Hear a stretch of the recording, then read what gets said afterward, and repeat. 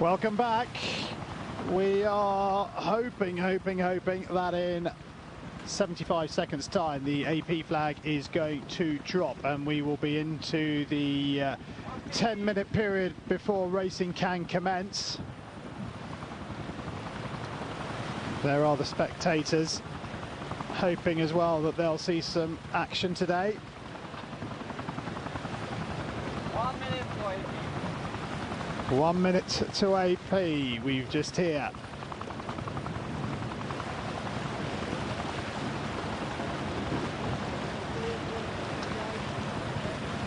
Okay, so that's the AP, the orange and white flag that we see flying on the committee boat that's going to drop, and that will mark 11 minutes to the go gun. We get 1 minute, and then we get the 10-minute attention, followed by the 6-minute warning, then the 5-minute preparatory, and then we'll be going. So there's the AP flag. You can see in that guy's hand there, they're on countdown on the committee boat to drop that, and then the guys all know that it is 11 minutes to the go. 10, 9, 8. Oh, this is the countdown we've been waiting 6, for. 5, 4, 3, 2, 1, 0. Okay, the AP flag is down. Everyone's off to their positions. And BMW Oracle there were perfectly positioned as that AP flag came down on the committee boat. They were just coming up to the committee boat end of the start line with their bowman poised ready to give the position exactly to the navigator, so he'll have that in his machine. They know exactly where that start line is now. And he's precariously balanced out the front there just to make sure he can call them up or down should they come close to Alinghi, and keep them out of harm's way. Well, that's the plan anyway. So the countdown we're hearing now is to the 10-minute attention signal, and the teams are really getting sorted now, heads in the game, concentrate on what they decided. 7, 6, 5, 4, 3, 2, 1, 0. There is the attention flag. And, well, there are cheers in the media centre for the dropping of the AP flag and the raising of the attention flag.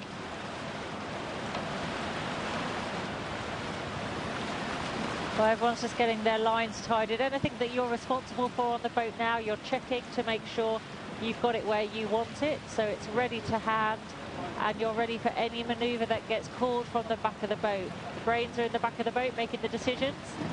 The grunts in the middle and the all-action heroes are up the front. That's pretty much a boat layout. And the idea is you get promoted towards the back of the boat as your experience increases. Not always the case. So the poor bloke right at the very front. He's got a long way to go. That's right, but he's probably still young enough and bounces well enough to recover from all the bashing and bruising at the pointy end of the action. Begs the question, what age did James Spittle start at then if he's 31 and already at the back of the boat? Well, there's obviously those that get promoted slightly quicker than others, and also it's the way you're inclined. Some people don't want to be the all-action hero. Precariously balanced out there on the pointy end of the boats, that's for sure. So it takes a certain type of person that's happy out there and feeling confident. So, you just see a sail coming down there on BMW Oracle. They're lowering it down from that 17-story high mast, zigzagging it, laying it out on the deck there like a snake, so it's free from any tangles should it have to go up in a hurry. Well, I guess with the amount of space that the guys have on this boat, that in the old boats when they had to go put the flag back into the bow and then hoist it up again. That's right, we don't have sewer rats anymore. In the old days with the monohulls they had a sewer rat who's basically, he stayed below deck and his job was to collect the sails as they were dropped, bag them up again so they were ready for the rehoist, and he never saw daylight throughout the whole of the race. Lucky him. Well, lucky for him that that position isn't there on this boat now. They're all out in the fresh air, in the cold biting wind, and they're all responsible for making everything happen correctly. They're unfurling a different sail, so they've just got one head sail out the front there now. and that's been their decision now for this start sequence. So we are 75 seconds away from the warning signal, when the attention flag. So you just saw a jumper there from BMW Oracle. That case in the back, that's their communications equipment that's gone into a waterproof case. And the person responsible for that, they both jumped off the side because you're not allowed to have that communications equipment on while you're racing. And the chase boat there, getting ready to pick them up, just retrieving the case now. I mean, the crew have 3 minutes in which to pack all that up and get it overboard. That's right, they spend hours out here waiting for some action, and then actually once that first flag drops, these minutes tick by so quickly. I mean, we're coming up 30 seconds to that 6-minute warning signal, and then at 5 minutes they're all in, all actions, all guns blazing. Well, we've been waiting now for an hour and a half. You haven't waited. It's been a patient wait. In fact, it's gone quite quickly, I have to say. Time's flying for us. You can imagine what it's like for these guys on the boat there. Alinghi are now just lurking around the committee boat. They've got the starboard entry into the starting area, and that takes place at the 5-minute gun. So they're 1 minute. There we go. That's the class flag up there now. That is the yes, the warning flag.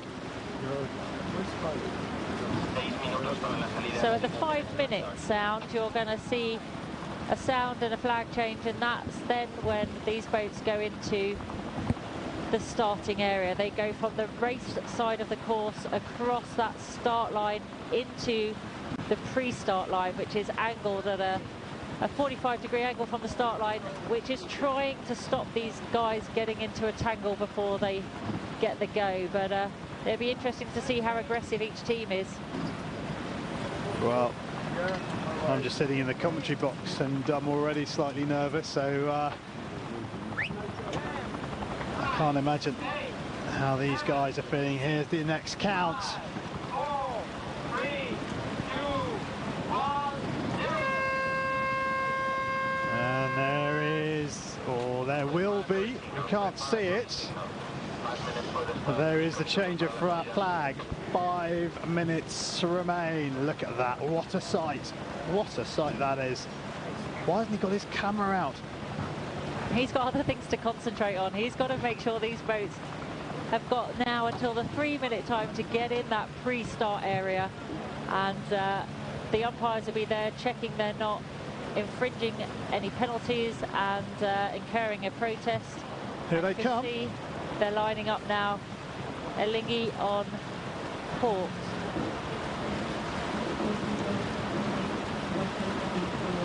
And you can see Alinghi there turning right in front of BMW Oracle. They're coming up to wind. BMW have furled their head sail. They're pushing hard. They're now manoeuvring. They're showing their dominance over Alinghi there. Alinghi were forced to tack, and BMW are now in the controlling seat. There's a protest flag flying on BMW Oracle because Alinghi turned in their water. It forced them to make a manoeuvre to avoid them. So the on-water umpires will be addressing that. So the tactician, Joe Kostecki, takes the first mini plaudit. He's forced Alinghi into, well, a manoeuvre that really they didn't want to do. A mistake maybe, who knows? Well, they had no nobody choice. expected anything to be quite so And there is the blue flag. aggressive.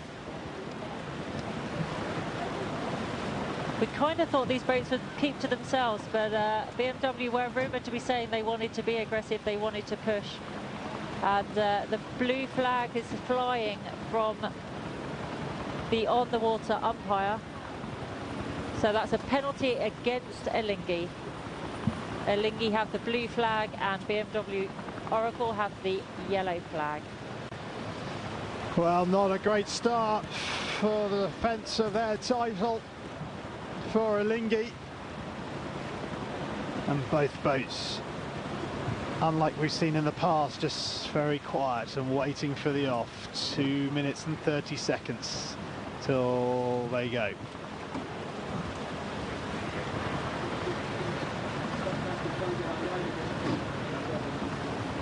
BMW Oracle and Alinghi are in the start box for the first race of the 33rd edition of the America's Cup, and first blood has already gone to BMW Oracle Racing even before the start.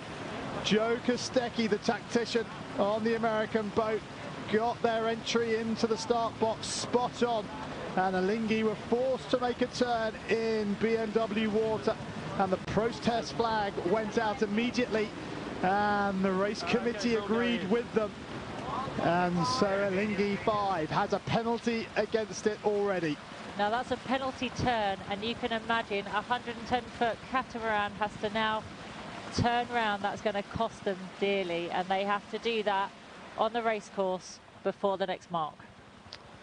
So here we go then. We're just looking at that graphic.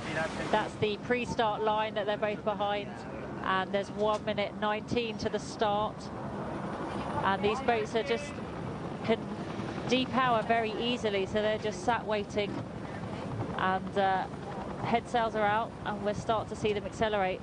BMW Oracle were very aggressive coming into that start area, forced the issue, and unfortunately in that dial-up Alinghi did not succeed. So 1 minute just under now till the off, and I have to ask you, would you prefer to do your penalty turn going upwind or downwind? Well, they're in a really tricky situation now. They're the wrong side of the line, and there's only 2 knots on each boat. I think James Spittle will have pre-planned that manoeuvre. I think he knew exactly what he wanted to do, and he went in and did the job. You can see these boats trying to manoeuvre, trying to get going in the light breeze. Well, if Alinghi can get round quicker than Oracle and get a jump on them, then they'll buy some time for this penalty turn. It's already ramping up here in Valencia, as the 33rd edition of the America's Cup is just seconds away from starting. BMW Oracle is still the wrong side of the line. They've got some big problems on their hands now. Well, we're off. BMW Oracle are the wrong side of the line, and Alinghi need to do a penalty turn. We haven't even gone anywhere, and the excitement is already happening. Okay, because they were the wrong side of the line, we've got a recall on that. Alinghi actually did very well to get back in time. They could have got their own back on BMW Oracle there. They're now sailing through the line as if they've just won gold, but unfortunately they had the penalty against them, and BMW was the wrong side of the line, couldn't get out of irons there. They were stuck, and that's going to have made Alinghi pretty happy. They were not able to manoeuvre. They were struggling to get the boat going and get back to where they wanted to go. Well, that strikes me as being slightly unfair on Alinghi. They messed up going into the start box possibly, but certainly got their tactics spot on after that. And I mean, Oracle are turning quite easily now. Maybe, do you think they saw that they had been jumped and went for the no turn? It looks interesting. I mean, I think that initial protest, I think maybe have been a distraction, and you don't expect these guys to have a distraction, but I think it surprised everybody so much. They got in a position where they couldn't get out of it. Now, the chase boats are frantically going after each of the boats, and the on-water umpires are trying to catch up with them, and they're trying to get everybody back together again. Well, but Alinghi must be happy. Although they lost out on that first dial-up, they must be happy seeing BMW get stuck like that. And yeah, the manoeuvrability of their boat seems to be. It was great, wasn't it? They were much better at getting sorted out and getting going. So we have to rev up again, and now BMW are literally just going to sit there, aren't they? Sitting right on the line almost. Well, they've just got to the right side of the line. It looks like they're going to get sailing now. We did hear from the committee boat general recall, but Alinghi have continued to sail. BMW have now dipped the line and have taken off again. So has the recall actually happened? We don't know, because by the looks of things, BMW Oracle are sailing. Well, we're just trying to fathom it out. Well, it'd be interesting, because if this carries on now, Alinghi have taken that advantage where they got across the line clearly, and they'll have time now to get their penalty turn in, maybe. Wow.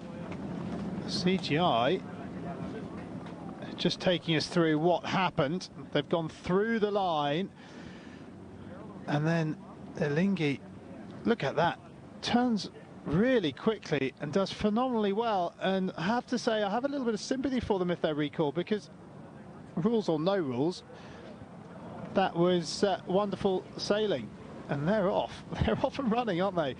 That was awesome. It was almost like they went via BMW Oracle just to rub it in, really. Of, look, we've cracked it, we've made the start, and we're off.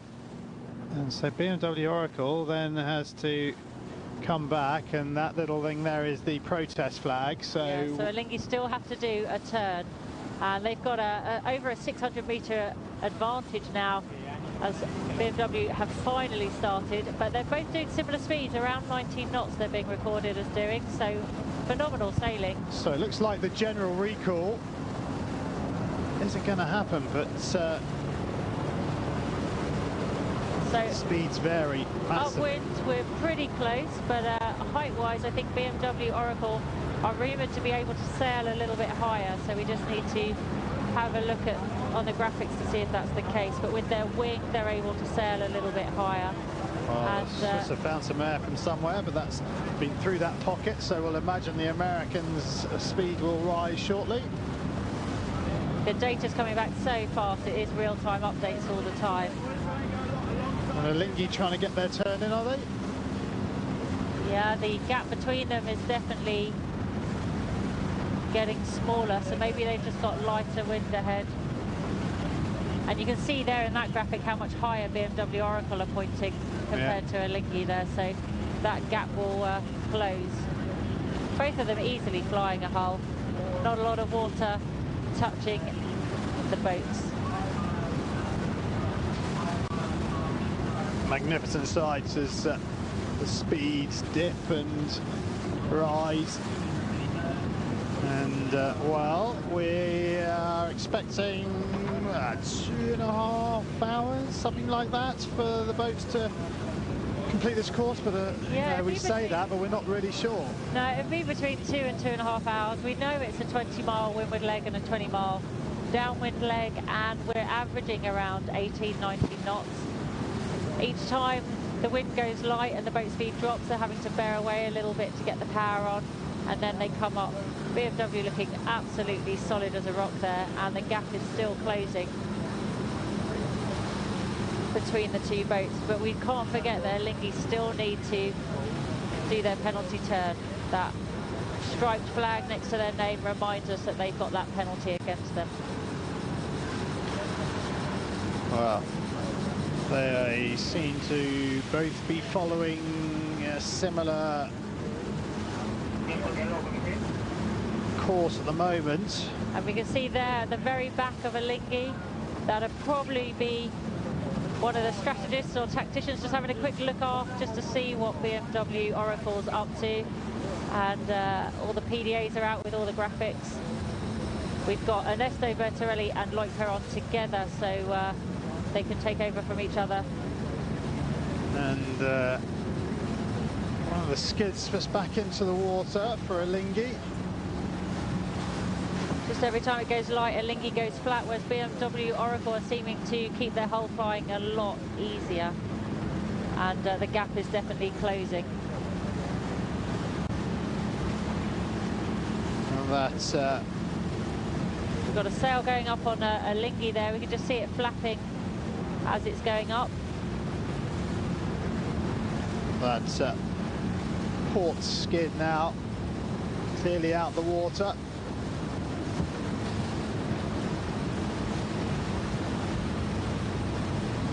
So the Swiss working very hard to try and find power and speed where they can to try and keep America behind them.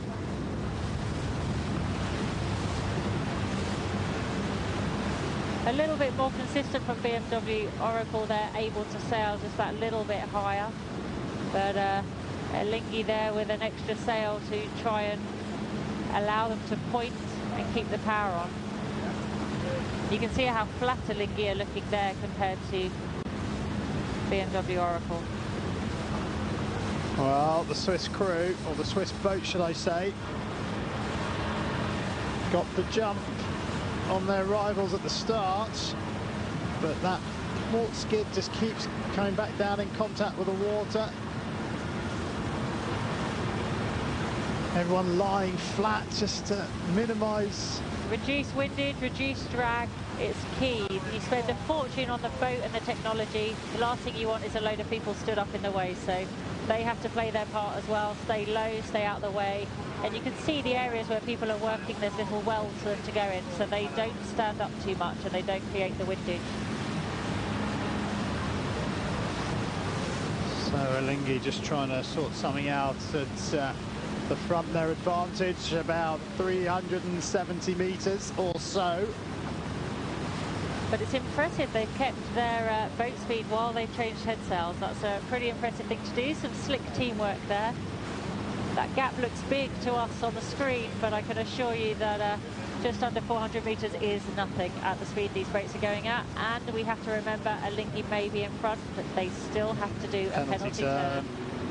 That really could be the difference between the two.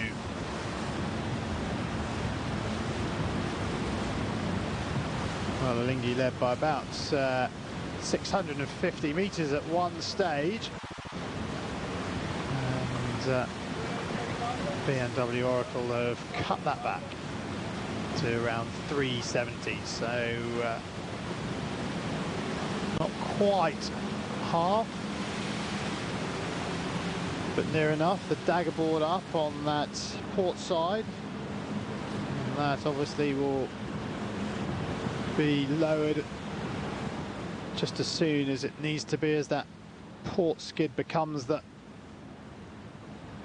contact with the water. And Alinghi just pushed it out again to 390, but Oracle, they're closing all the time. Very consistent sailing, slightly higher from Oracle there as well, so making good progress to windward for them. And Alinghi are having to work very hard to keep this lead that they have, but it's just being eaten away by BMW Oracle. Nice consistent sailing, no up and down with the try, whereas the Cat, you can see that windward float going in and out of the water as the speeds change. So BMW still holding above Alinghi's line, and they've got the edge on speed as well. You got to smile at this. We're finally getting America's Cup history happening, because these boats are finally racing against each other. We've waited a week for this, 5 days. It's the third attempt at this first race, and it was a start that nobody could have predicted. A big surprise there, forcing a penalty. BMW Oracle being very aggressive, James Spittle being very confident and asserting dominance, but actually then got stuck the wrong side of the line and cost his team a little bit there, because they had to get going, get back behind the line. But they're closing this lead Alinghi have, and they're still safe in the knowledge that Alinghi still have to do their penalty turn. Well, Alinghi took the last edition on a penalty turn, as we just have a look at how the penalty was incurred. There's that protest moment there where Alinghi turned right in the track of BMW Oracle, forcing them to change course, and a loud call went out from the BMW Oracle boat with the protest flag flying. The on-the-water umpires were there. You can see that little rib there. They were there to see it happen, and awarded in agreement with BMW Oracle, and therefore Alinghi have to do their penalty turn. Because the boat coming from starboard has right of way. That's right, that toss of the coin gives BMW Oracle there the rights, and Alinghi turned in their path. So here we're seeing the boats out on the track, and Alinghi's lead is down to less than 250 metres. So BMW Oracle are applying the pressure, and Alinghi are beginning to sweat, I should imagine. Just interestingly on that replay there, I mean, Alinghi had two choices. Obviously, they either cut across the line, but they could they not have gone around the back? Or I guess BMW Oracle could have just kept steering into their path until they had to turn in their water. So they were pretty stuffed either way. Yeah, I mean, for Alinghi there, they chose to do that turn in Oracle's path, and they could have borne away and gone around the back of them, but that would have been giving into them straight away. And BMW Oracle there, James Spittle came in aggressive and he forced that penalty. He knew what was going to happen, and that's where his confidence and experience in match racing has really paid off. They probably will have planned their possibilities of what could play out in that start area, and he would have had a few scenarios and he would have gone for what he thought was right in these conditions. But with such time still available, because there was still sort of 3 or 4 minutes, even if they'd borne away and gone round, they would have still been in position to, you know, start well enough, wouldn't they? Definitely, it's one of those where these boats are coming together face-saving manoeuvre. Very fast, and it's split decisions, and they probably called to tack, but that manoeuvre actually takes a very long time in these boats, because as they go head to wind, they pretty much stop. Yeah. And when BMW Oracle are coming down at you at such a pace, they got it wrong. Well, that gap now really closing, and when Oracle get up near enough alongside Alinghi, which I'm sure will happen, the Swiss boat will have dirty air. So, well, the camera angle there's not really doing justice to the lead, but it's been eaten up every second we're on air here, just seeing that they just don't have the advantage, and the height difference is phenomenal. You know, with that wing, they really are able to sail so much higher than Alinghi with the more conventional soft sails. Now that wing, as we talked about on BMW Oracle, is 17 stories high, and it's made up of 2 parts, the leading part and then the second attachment, which has 9 controllable flaps. So we've got a wing sail trimmer and a wing sail caddy who's assisting the trimmer, I would imagine. But Dirk de Ridder from the Netherlands, he's got a big order that he's delivering on in all accounts. He's controlling the twist, the camber, and the rotation of that mainsail impressively. He's probably working the Traveller very hard because he's probably put all the presets in the camber of that sail already. So he's just sailing the boat as he knows best, which is clearly delivering. well, the Alinghi boat has, as we've said, a mast of 17 stories, but doesn't give us a real measurement, so I'm not quite sure what 17 stories relates to or equivalents to in height, but we do know that the BMW Oracle mast towers to 68 meters above the deck, so it's pretty phenomenal stuff. So there is the windward mark, quite a distance away now.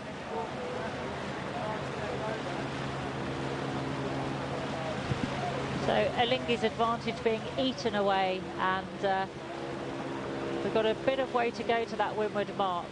So I think we'll have a mark rounding where BMW Oracle could have won that advantage back and be ahead of Alinghi. And then with the penalty turn to come, and now the American boat has the edge. And well, it hasn't taken long for them to make up that deficit.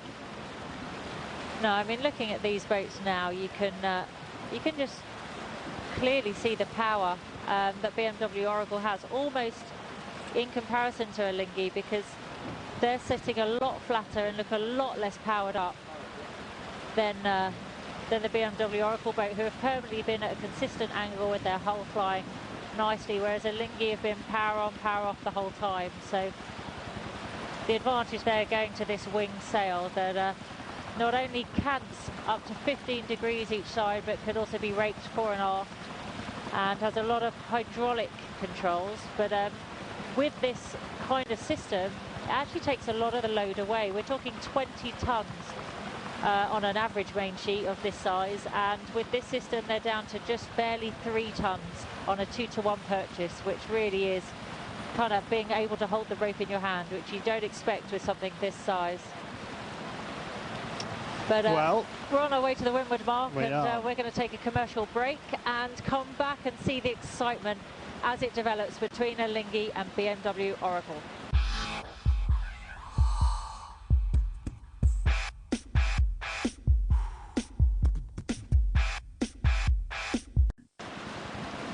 Welcome back to the waters off Valencia.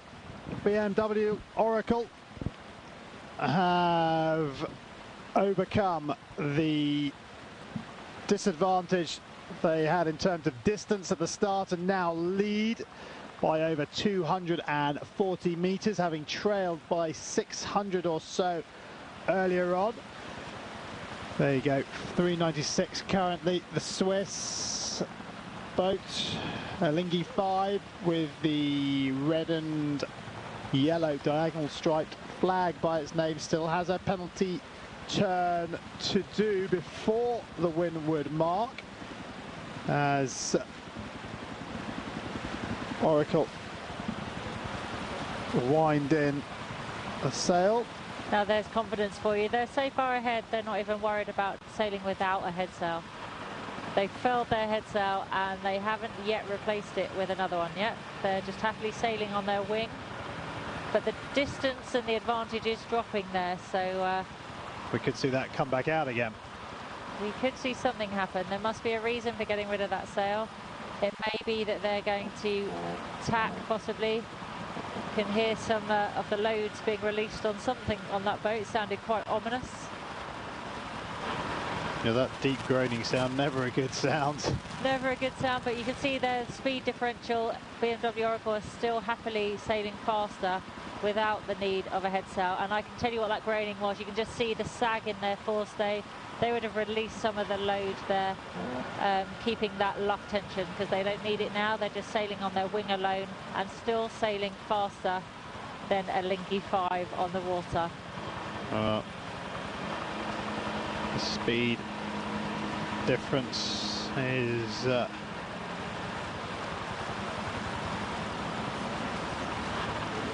quite considerable, really, and just the speed and all the amount of time that it took the American boat to make up that difference is an ominous sign for Alinghi. It could be quite a beating today for them. We could be seeing a BMW Oracle storming, and Alinghi will have to put their heads together and come up with something quite special to come out, if this race continues the way it's looking, for them to come out on Sunday with something up their sleeve to surprise BMW Oracle there. But the wing clearly is a good thing. They're saying that that wing actually reduces the size by 50% of what they would need if they had a conventional soft sail that Alinghi have. So it's actually making controlling it much easier for the team, and hence they're needing a few less sailors on board. But we can see their advantage is up to just under 500 meters there, and they're literally on the wing alone. 450 just coming up, yeah. And they've got the much the better line. That's it. Just to remind you, that windward mark is 20 miles away from the start line, and it's a starboard rounding. So they're going to be setting themselves up and going around that mark before they do the big bear away and accelerate downwind.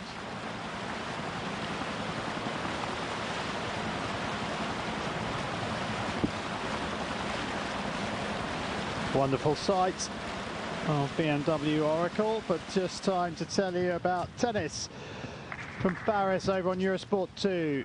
Soha Pier against Lucy Safarova in the Paris indoor from the WTA Tour. And Safarova has the edge. She's a break to the good. Pier serving at 3-5.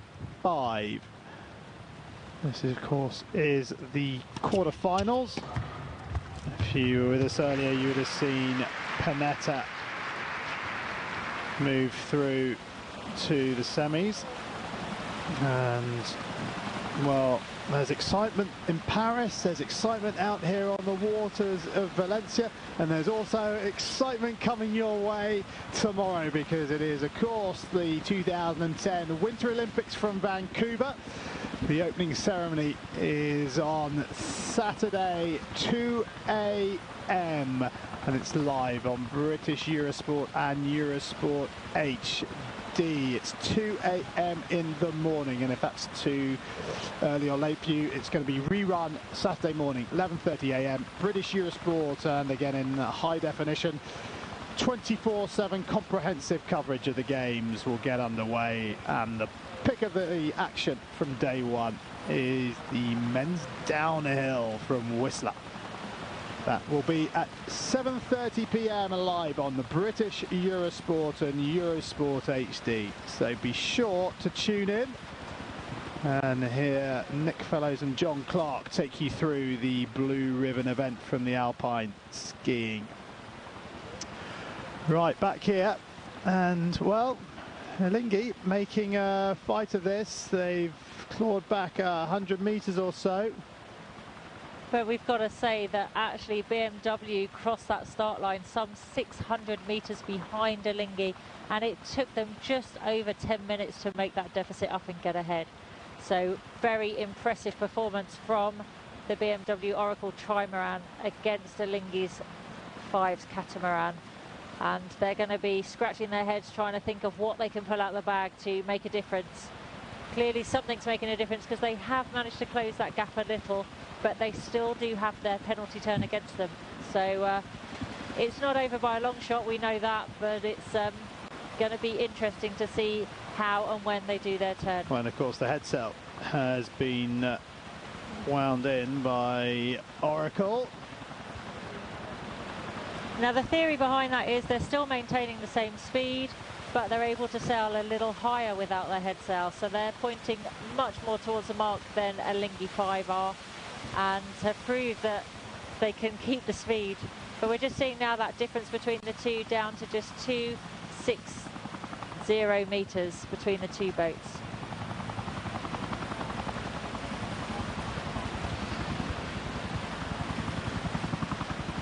The chase boat's managing to keep up there in the background, and you can hear the helicopters in the background getting the footage of these spectacular boats. Over 200 sensors, all those black little dots you can see on the mast of BMW Oracle are sensors for loads and wind information, so that the trimmers can get the information. It comes down to a PDA strapped to their wrist, and they get information from all their sails and loads, so they know how close to the edge they're pushing this boat. This will be maybe the perfect race with all that technology there for them to use. And you probably just saw there some of the crew lying down. It's not they've gone for a sleep, they don't need a rest yet. They're actually making themselves as wind efficient as possible. They've spent a fortune on this boat in technology for minimising drag and stopping resistance, and the last thing they need is a load of people stood up making a windbreak, because it all stops the speed. So the 10 men on board BMW Oracle have the advantage over the 14 on board Alinghi 5. The distance is dropping at the moment. Both teams, well, Alinghi's largest lead, what, 660 wasn't it, and BMW, what, around 450. But Alinghi fighting back, but pulling those miles back in. Yeah, but the advantage firmly with the American boat because of that penalty turn that Alinghi 5 still has to do. I think you find that Alinghi 5 now have moved into the same pressure band that BMW Oracle are in, which is why they're matching and managing to be a little faster at times, therefore closing the gap between the boats. And they're obviously working very hard at it. Yeah, well, we've been underway, what, 34 minutes? Almost, oh, sorry, 30 minutes. And, well, the lead has changed hands several times, but the Americans firmly in control at this moment, and they will obviously be by far the happier of the two crews. the decision of whether to be the chased or the chaser. Gives them something to focus on, having BMW Oracle ahead of them. The fact they're pointing slightly higher will be very frustrating, but Alinghi are clearly working together and trying to be efficient, because that gap has reduced between the two boats. Although their boat speed is now matching, they're still at the moment just currently falling a little behind of BMW Oracle there. Both speeds almost identical before the Americans pull ahead. And it's all very comfortable. Again, just looking at the boats there on the water, Alinghi looks a lot flatter, looks a lot less powered up, and BMW seem to be finding it very easy to stay powered up. So maybe an indication of the wing. And you can see from that graphic, we've barely even made an impression onto this 20-mile leg. Here is the virtual eye. No, we're not. It's halfway anyway. So the boats have to come around from the left-hand side of that mark on your screen to perform a starboard turn around it. So they need to change direction at some stage. Who will be the first to blink? It'll be interesting. They're both following the coastline here, where the breeze will be quite consistent because it's an even distance off, and very little thermal effect because it's pretty cold out there, especially with the wind chill that they've got going at 20 knots. Hence all the woolly hats on board. But they will have to at some point tack out and head offshore in order to get to that windward mark, and there they may see variations in the pressure of the wind, which will be tactically very difficult to manage, and their boats will have to work quite hard. Well, BMW just dropping back a little bit.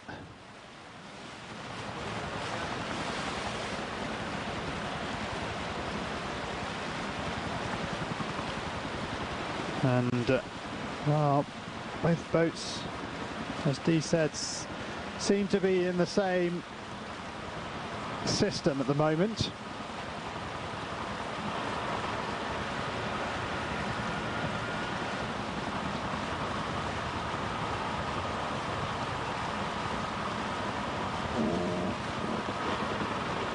Again, you can hear the groans in the background where loads are being changed, and lines are being either eased or tensioned. That noisy groan is a good noise, I can assure you. It just takes a little bit of getting used to.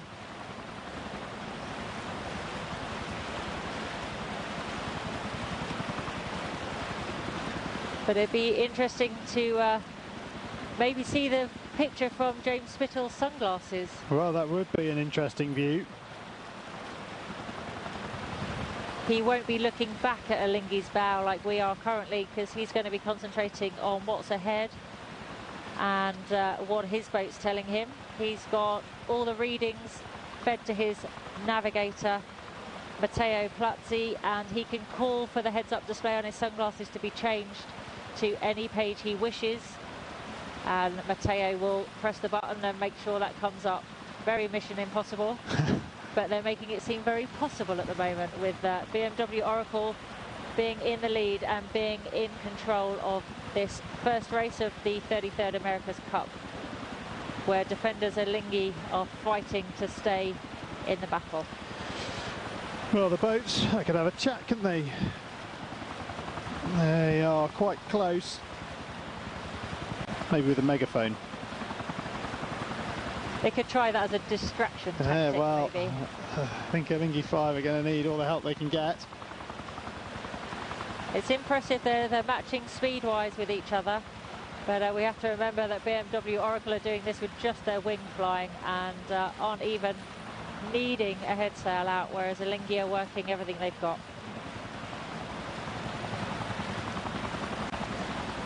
Well, at this sort of rate, you'd imagine there is another, what, hour and 50 minutes of racing remaining. We'll have to wait and see.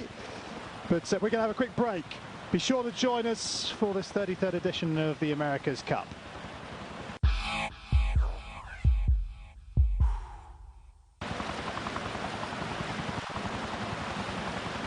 Well, not much has changed since you've been away. BMW Oracle still have the advantage over the defenders Alinghi 5, but well, the wind speed about 6 to 8 knots, boat speed anywhere between 18 and 22 knots, so roughly 3 to 4 times the wind speed. Indeed, that's an impressive stat. Very impressive, especially when you're looking at them. It all just seems so easy just seeing them sailing. And they're coming up now. It's just 12 miles of this 20-mile windward leg to the mark, where they'll be doing a starboard rounding. Starboard being the right for the non-sailors. Yep, so they have to come from the left and pass the mark on the starboard or right-hand side of the boat. Now here is a replay of the start, and what we were so impressed with here, Dee, of course, was the manoeuvrability of Alinghi 5, and concerned about the inability of the manoeuvrability of BMW Oracle. Yeah, it was bizarre the way BMW Oracle just couldn't get themselves going from being caught the wrong side of the start line and just dead to any wind at all. And Alinghi got back behind the start line in time and nailed the start, but unfortunately had already incurred the penalty on the dial-up, so have the penalty against them.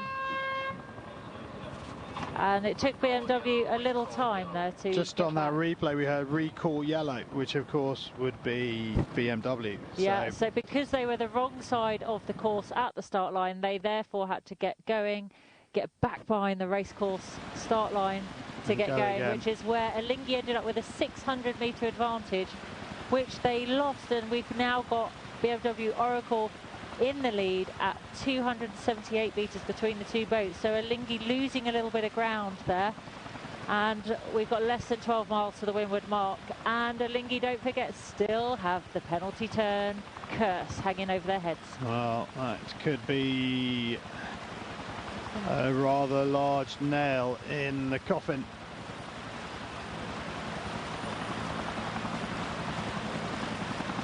But we're thinking Ernesto Bertorelli is still driving Alinghi, an accomplished multi-hull sailor anyway, and he's got a lot of confidence in the people around him giving the information.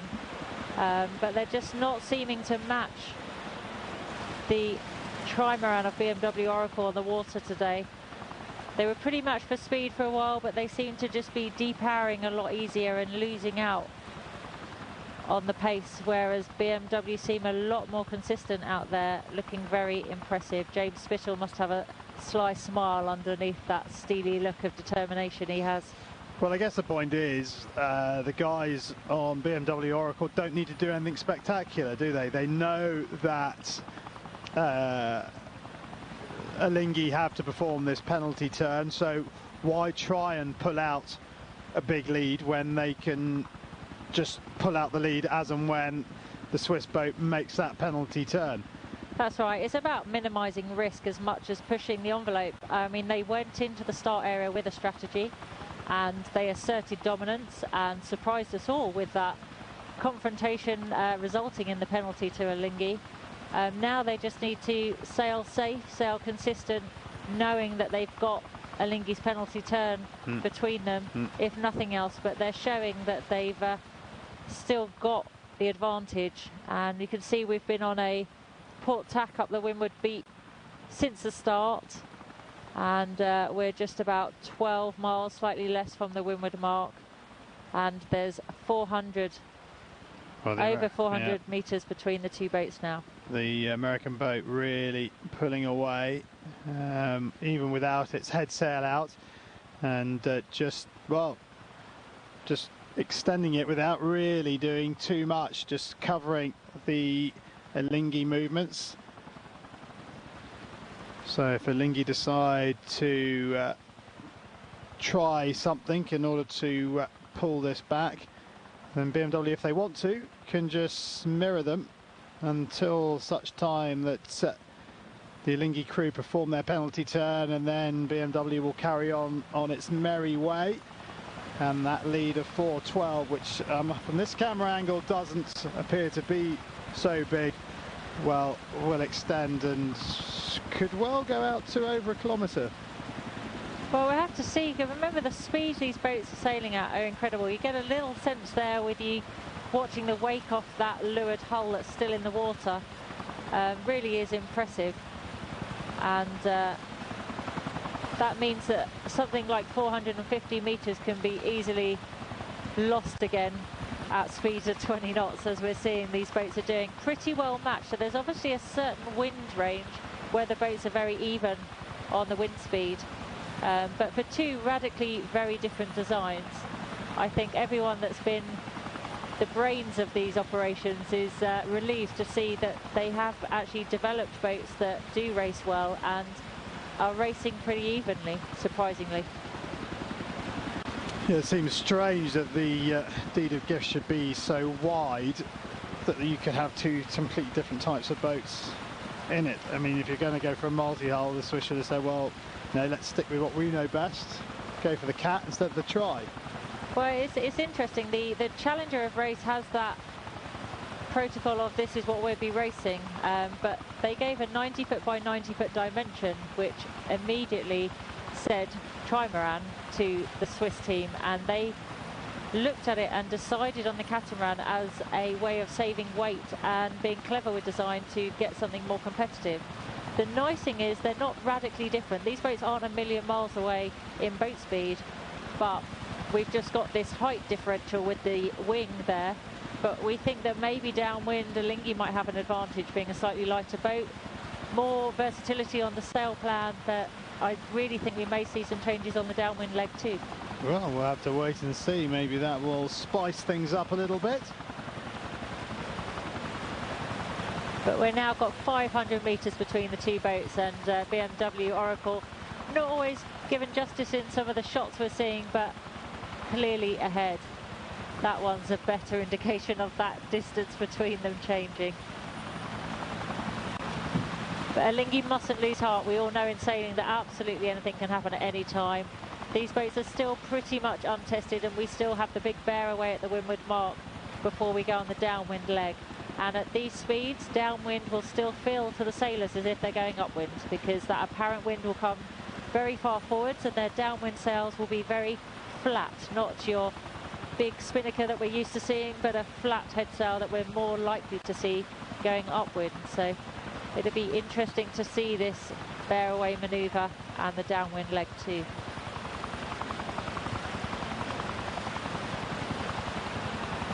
What do you think Ernesto Bertarelli and his crew are saying on there at the moment? No panic stations yet?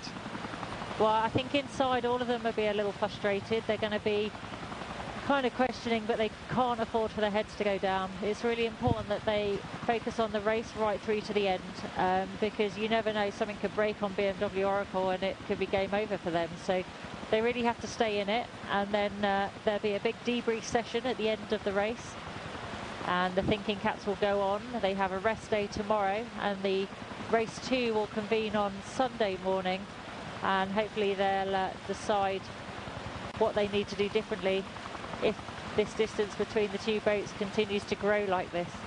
There clearly needs to be something that happens. So we're just seeing there the difference in the distance between the two boats and the distance along the course.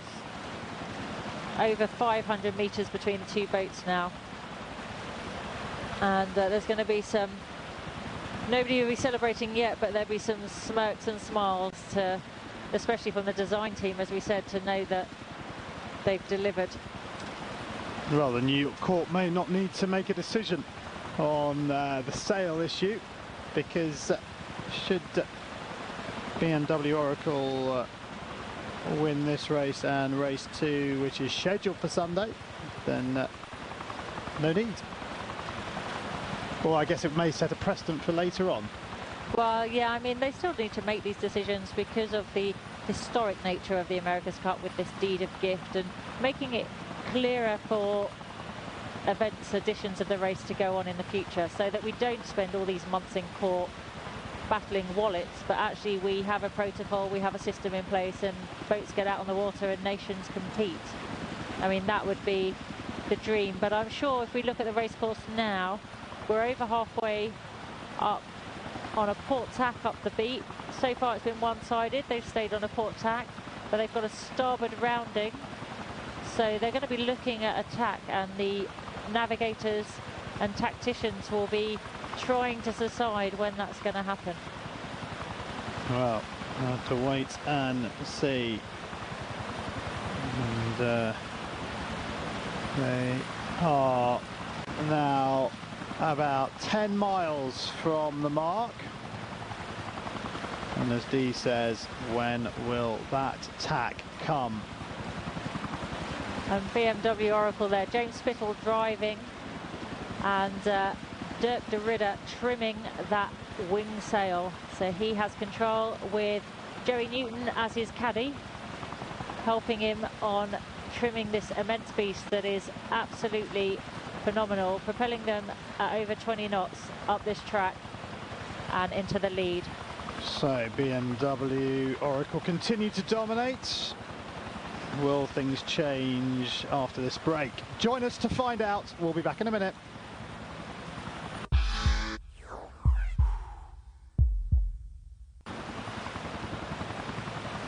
So, BMW Oracle have their largest lead, 670. Just coming down a tad, but they certainly won't be worried about that. Serenely on their way. So Dee, I guess the question is, if Oracle have the advantage going upwind, and we think Alinghi have the advantage coming downwind, where does the advantage lie tomorrow?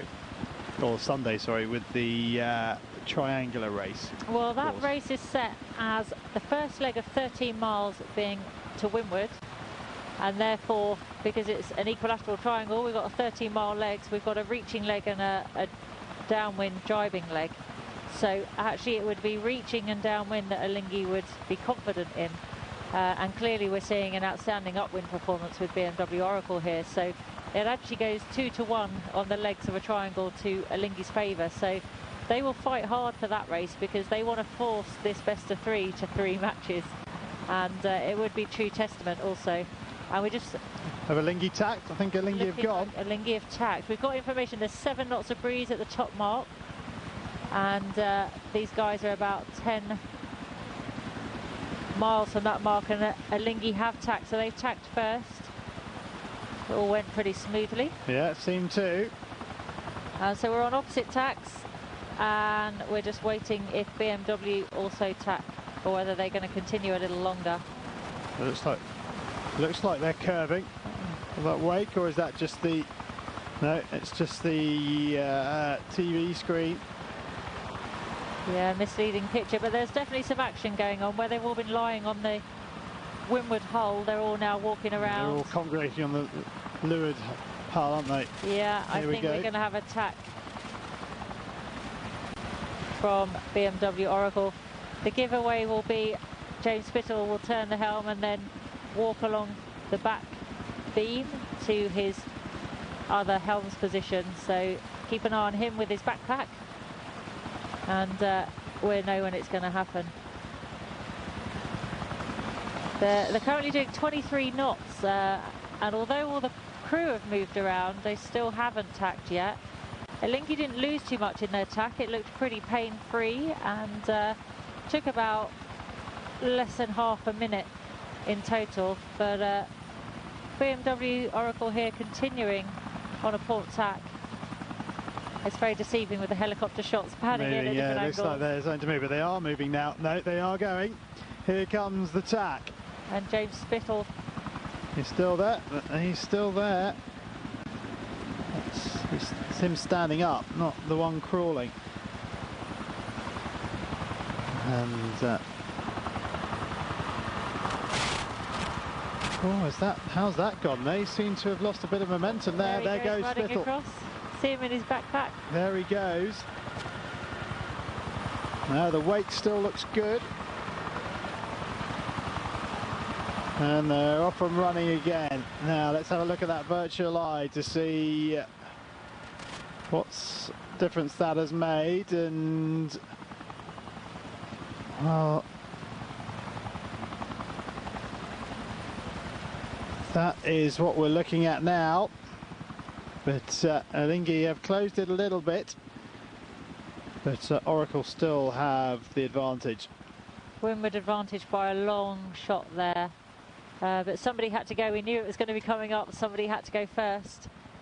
And Brad Butterworth would have called that tack in conjunction with Murray Jones and Juan Villa on Alinghi 5.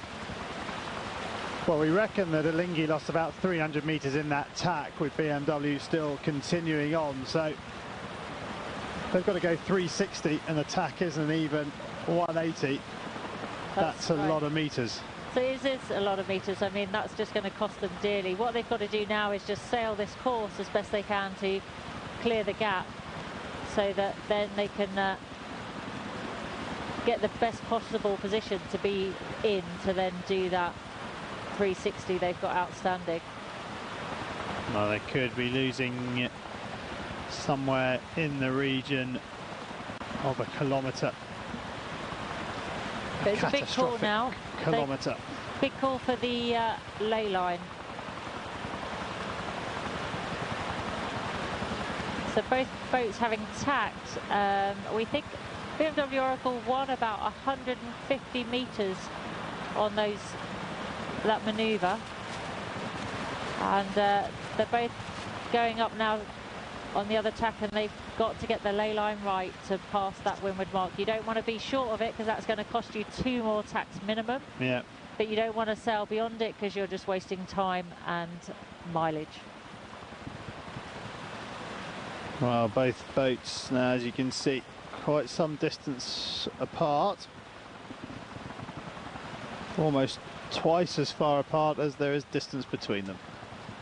And as you can see, they need to pass that number 1 from the left-hand side.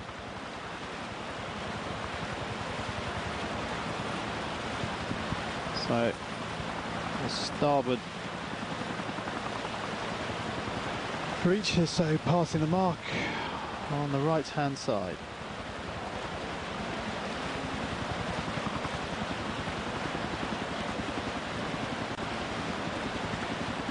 So we're pretty impressive here. The boats have put in a really good display so far. Stayed pretty close, pretty even on boat speed in the right winds. But what we are seeing is BMW Oracle sailing that bit higher and more consistently, which is why that gap's increased.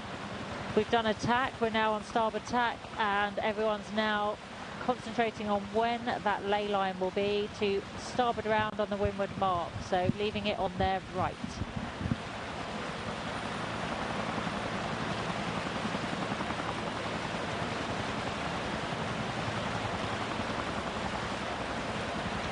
This is the lull before the storm around the top mark.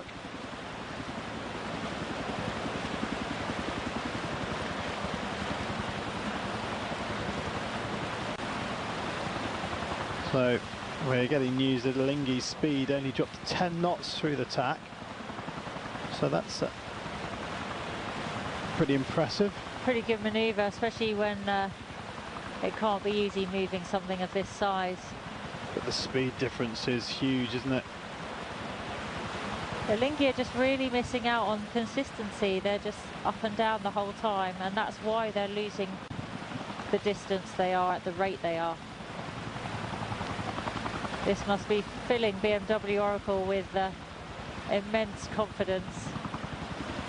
But we still yet to see the performance of the 2 boats against each other on the downwind leg. Yep. So we'll have to wait and see. That'll be coming up shortly when they perform the turn round the mark.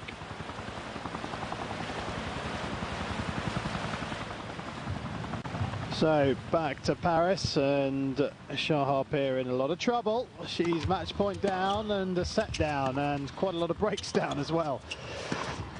Will Safarova book her place in the semi-final? She will. Safarova is through to the semi-finals of the WTA Tour event in Paris. 6-3, 6-love. So congratulations to her as she takes the applause of the crowd in Paris.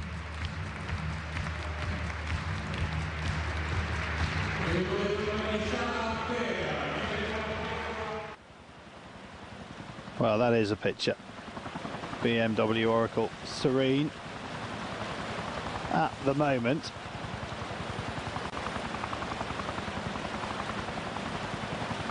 It looks good, but it's still pretty cold temperature there in Valencia, and even though it's predicted to be Mediterranean and you dream of sunshine, it's actually the winter and it is cold, but not as cold as it is in Vancouver. No, well, no indeed, although they could be doing with some snow, couldn't they? And ahead of the Olympics, obviously, which start today in Vancouver, but due to the time difference, the opening ceremony will be broadcasted at 2 AM live on Saturday morning on British Eurosport and Eurosport HD, with a rerun coming on Saturday morning 11:30 AM, a much more civilised time for those of you not doing night shifts, I guess, on British Eurosport, and again in high definition. And also don't forget, we do have 24/7 comprehensive coverage of the games when they get underway, and it starts with a real bang, and that is, of course, the men's downhill from Whistler, Saturday 7:30 PM live on British Eurosport and Eurosport HD. Can Manuel Osborne Paradis bring it home for the Canadians, or will Bodie Miller get one for the Americans, or even the Swiss or the Austrians? It promises to be a cracking race, and we are waiting for this turn round the top mark, and well, BMW Oracle now in total command of this opening race of the 33rd America's Cup in Valencia. And well, the guys on the Alinghi have just got to keep going, but this piece of technical wizardry is certainly performing. Well, they're on starboard tack now, and they're looking at the mark now, concentrating on when the ley line will be. And Alinghi really want to close that distance before either boat bears away around the mark, because their confidence, where their strength may be, could be on the downwind section. And they need to be close to BMW Oracle to prove that they're the dominant boat in those conditions. But BMW Oracle really are demonstrating good control and dominance between the two boats, and Alinghi have a fight. They need to do something special. Well, not only do they do something special, they're running out of time to perform their penalty turn. Yeah, they need to remember they've got to do that. And I think that decision will come once they see how they fare on the downwind leg. With the difference that BMW Oracle have ahead of them, it's not going to be able to. They're not going to be able to get far enough ahead to make that turn feel no difference. Yeah. Unfortunately. Well, everything has gone right so far for the American boat. And the lead is out to over 1,000 meters. And it is rocketing up, my word, just look at that go. The problem we have now with the boats separating the way they are is slightly different pressure systems. With light breeze, there'll be differences in pressure at that distance. So we could see the two boats feeling different winds, which would help explain why Alinghi is slightly less powered up. But they've been struggling this whole course on consistency, and that's where BMW Oracle have done very well, having their windward hull flying all of the time and being very consistent around 20 knots of boat speed. Well, I guess Alinghi got nothing to lose. They've got to try something in order to get back on track. And, well, they're still some way, aren't they, from that mark. A lot of racing still left. We've been going about an hour.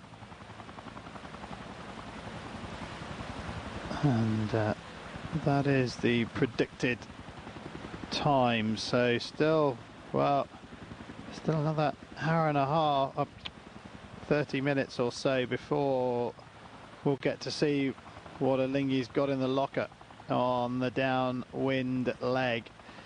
And wow, that has just rocketed, hasn't it, in the last few seconds? You're shaking your head. I am shaking my head. I think we're seeing just how good the BMW Oracle trimaran is with that wing sail, and seeing them perform so well, we need to recover from this spectacle and come back after the commercial break, where hopefully we won't see that distance grow anymore. No, we'll wait and see. See you in a minute.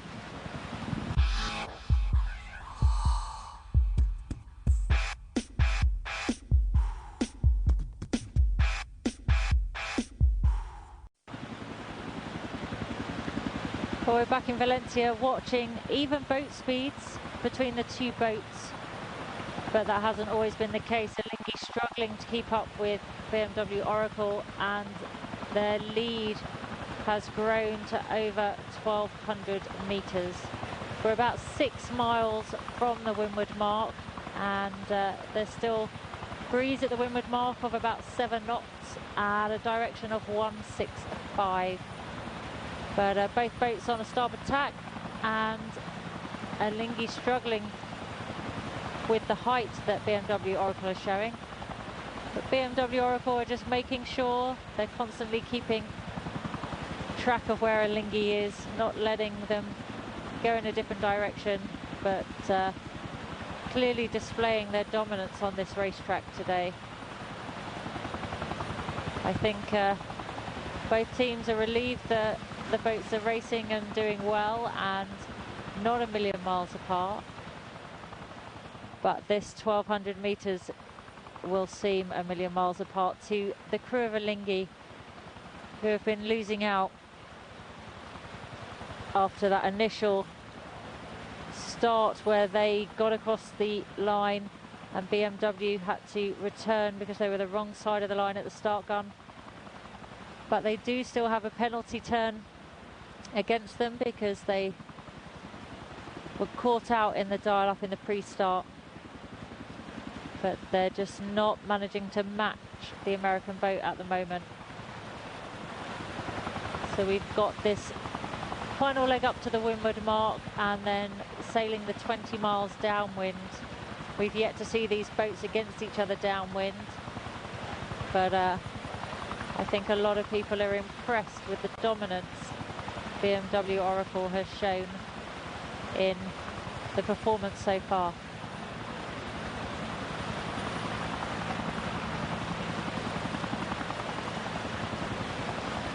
Well, that may look close, but that tells you it isn't.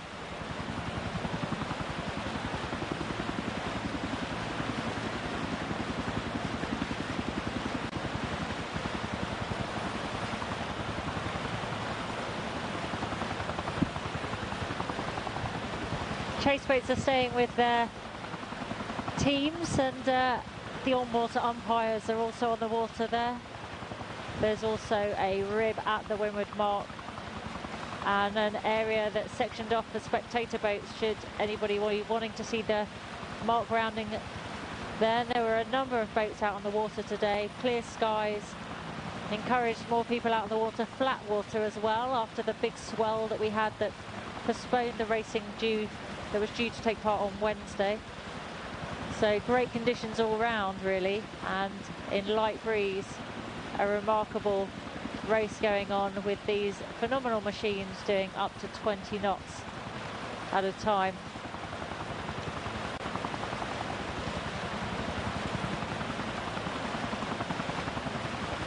It's far from over though, we have to remember that. Yeah, still a long way to go, anything can happen.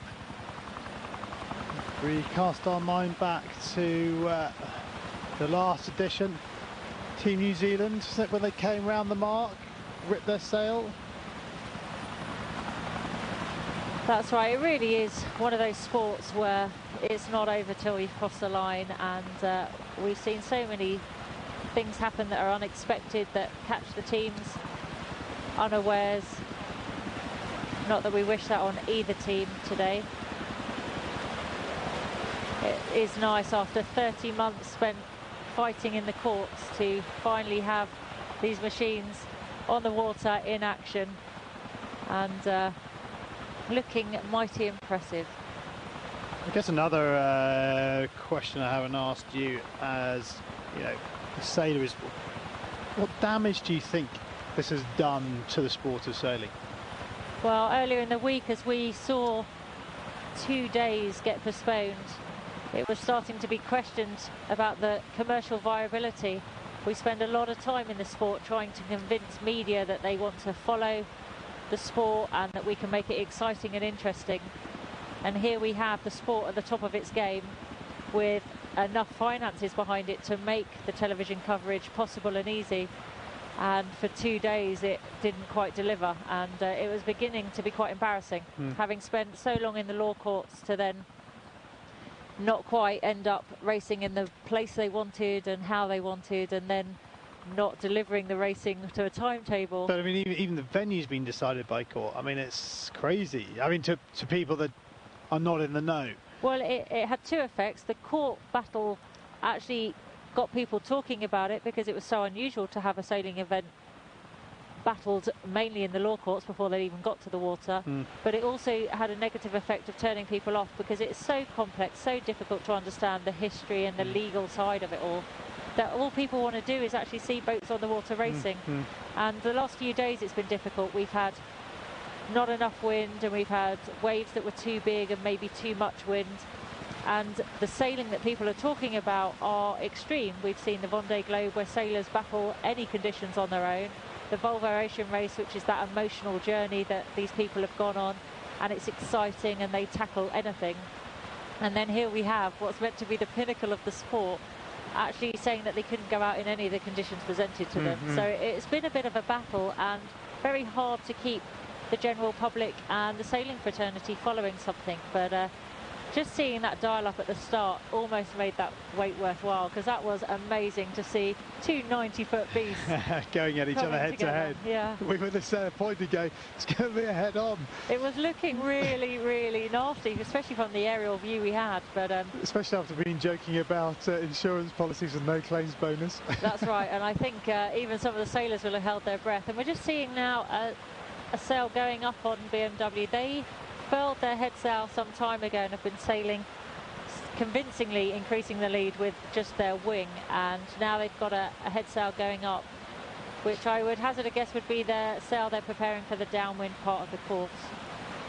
Just going back to the popularity of it, is, you know, after the 32nd edition, which was incredibly exciting. Even the Louis Vuitton series was very exciting, and then when it came to the battle between Team Emirates, Team New Zealand and Alinghi, even for those that aren't die-hard sailors, it really was fascinating, almost must-watch television. But then, you know, you rev yourself up thinking, oh, that was brilliant, it's all going to happen again, and then you have this lawsuit, that lawsuit, here, there, and you just think...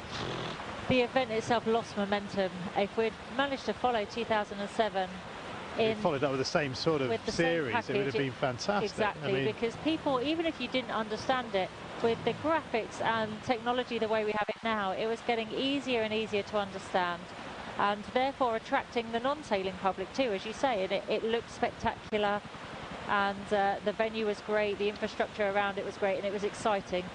And they didn't need this endless months of sailing remotely around the ocean to make it passionate. They saw it with the teams putting everything they could into short, hard, fast racing. So it's a shame it lost that momentum, but hopefully now this will kind of reignite people to the America's Cup, and hopefully those talking about maybe presenting a Challenger Series again for the 34th edition, and maybe getting that Louis Vuitton trophy style back again. Yeah, get well, people it'd be excited. interesting. I think it'd be good for the sport, you know, as an outsider, not as a sailor, but certainly someone who follows the America's Cup and sailing. It kind of loses it a little bit. I mean, there is the build-up, but when you see the Louis Vuitton going, you really get into it. You know, you find your team or whatever it may be, and you really look forward to it. And that's right. And I think 2007 was claimed at the biggest and best series, just because we had so many nations coming in. I mean, we had the Socialoza team from South Africa, which is a fabulous following just for the party spirit, if nothing else. We've had Team Origin ourselves. Great Britain have had a team sat on standby for a long time now, so they just want to get involved in the action again, and it needs to be opened up not just to the 2 elite but to all those others capable of racing. Yeah, well, I'll ask you about the British team and British sailing shortly. We're just having a look at the virtual eye overhead, the boats making their way up to the mark for the turn, and they'll come back downwind to the finish. 20 miles up, 20 miles back. Straight drag race, if you like, on the way back down. Yeah, and on the course, the breeze has picked up a little bit more, and the boats are thinking about this ley line ahead of them, of getting round the windward mark, but also thinking of what sail plan they're going to have downwind. And we saw BMW Oracle there just sailing on their wing, but actually getting organised with their head sails as well. Yeah, so the giant Jenny is about to make an appearance. Yeah, it looked big, but we know that's not as big as Alinghi's Jenica, which is one of the 3 largest in the world at 1,100 square metres. That's phenomenal, isn't it? Well, we'll have to wait and see how that one of the 3 largest sails affects this race. But before all that, we're going to have a little break, and we will be back for the turn and the rest of the race. So we are coming up towards the windward mark. BMW Oracle, the boat at the top of your picture, with the advantage over Alinghi 5, which you can just see the top of the mainsail in the front of the screen. Just having a little bit of a check, making sure everything's okay. Maybe this could be part of the reason, but that doesn't, well, it doesn't seem to bode well, but we'll have to wait and see what that means for Alinghi. Now, Alinghi obviously have to do a penalty turn at some stage before the end of the race, so I guess they will wait and see to see how much advantage they can gain back on the downward leg of the race, and how much the Jenny will work in their favour. But at the moment, they need something to happen for them.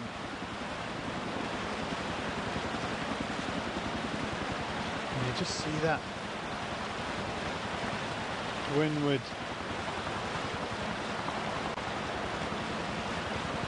skid just bounce back into the sea.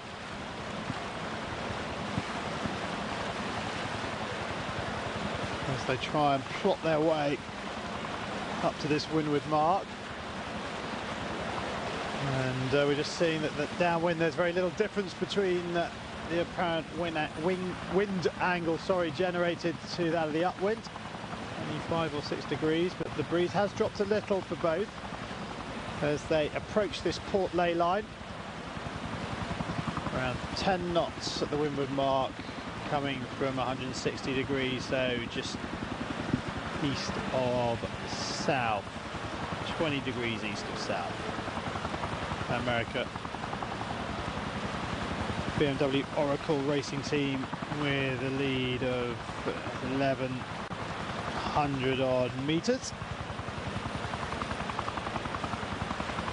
Firmly in control. Look at that, edging their way down.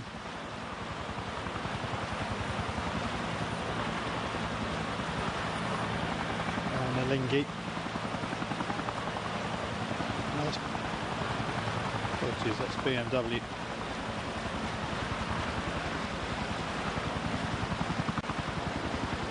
There is James Spittle the backpack that Dee's been talking about that feeds all the information into his Mission Impossible Sunnies.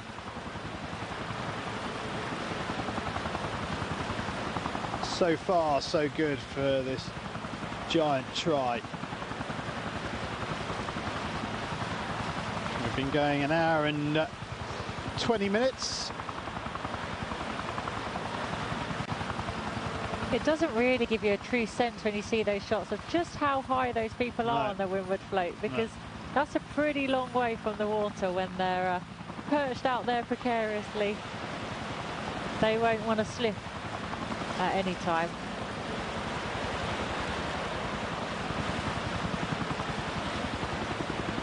No.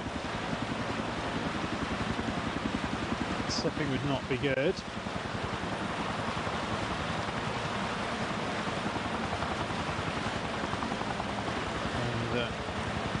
Yeah, Dee, you've been going on about it, but it's just the smoothness of the Oracle boat. That's right, as we're watching there, their windward float is permanently at a height above the water and it's very consistent, so therefore their speed's consistent and they've been able to keep their gains. Whereas Alinghi, when you watch them, are sometimes flying a hull, sometimes very flat, and it's that inconsistency that's costing them boat speed and has cost them now looking at that 1,200 metres. And remember, they were in the lead ahead by 600 metres. We knew they had a penalty turn, but BMW Oracle just showing their dominance by letting us see just how easy it was for them to not only gain that lost ground back, but then gain so much beyond that. That graphic there just told us an indication of how long left on this starboard tack to the ley line where they could tack for the windward mark, which is a starboard rounding. The mark will be on their right hand side before they bear away for the downwind leg.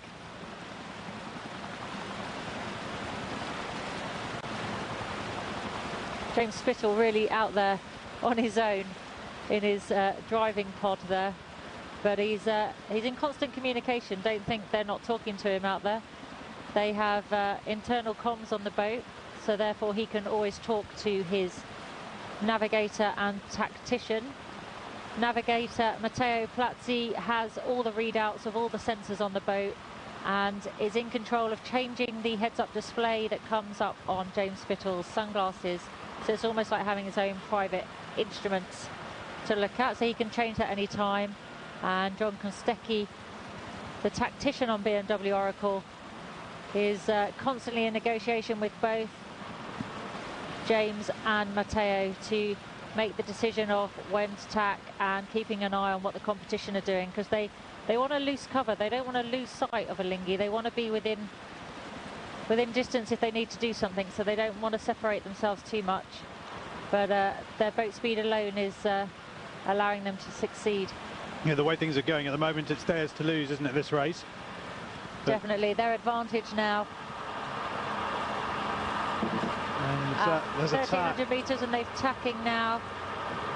For the port ley line for this windward mark. See that windward board coming out of the water as they went through that tack. The reason they furl the sail for the tack is to get it round the baby stay, that little stay in the middle of the boat there that helps hold the mast up. That was pretty smooth. A lot of groaning as the pressures come off and on. Creaks and loads throughout the carbon structures there, but that was a very smooth manoeuvre indeed. Well, on what we've seen earlier on the first beat, the Alinghi boat will have to go further and come back, because they haven't been able to sail as high, have they? They haven't been able to sail as high, and if they were to tack now, they'd definitely have at least 2 tacks more to do. So their choice is to cover the distance more direct with more tacks, or just keep going for longer. But this is definite domination by they'll have to go. boat. But the point is made, they'll have to go past the point where Oracle tacked because their inability to sail as high. That's right. They'll be sailing. They're sailing a good few degrees lower, which is why that distance has been growing between the two boats. So they're going to struggle. And BMW Oracle here have gone back to having a head sail with their wing. They don't need to concentrate on height. They're happy on their ley line that they've got. They're 2-sail sailing here. And that's them prepped for their downwind leg. So 5 or 6 minutes, and oh, that's a depressing sight. And that gives you a really good indication of the gap between the two boats. And even a sense of the speed. If you look at the trailing wake from each boat, BMW Oracle on the right-hand side there has got a wake, and Alinghi are barely making a wake, showing the difference in power. It's a relative thing though, because that's still pretty impressive sailing. Yeah.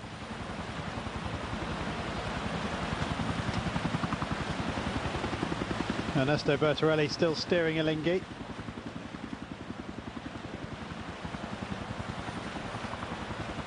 And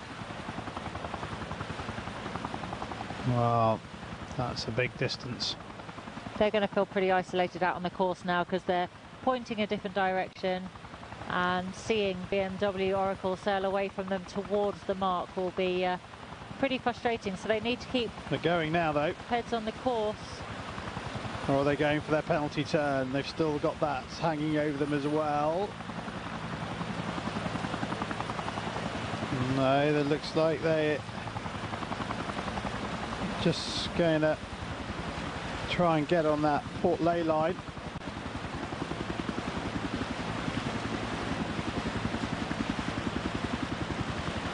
Not easy running across that meshing. It's like running on a trampoline. Running on a trampoline while doing 20 knots over very cold water.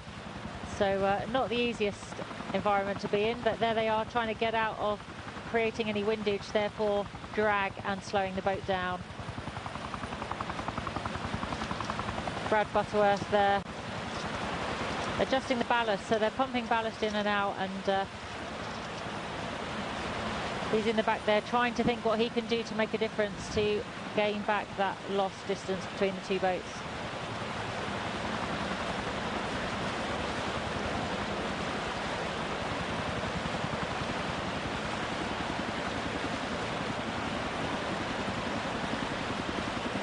Well, they're doing all they can to try and get their boat back on even turns, but look at that.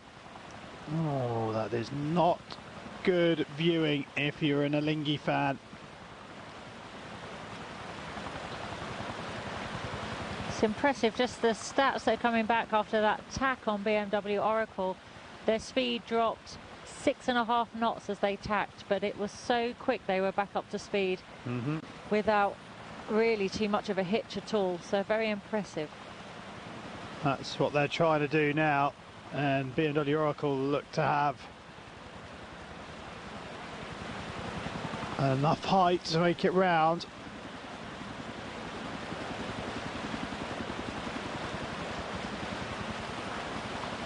Impressive speed from both boats on the tack.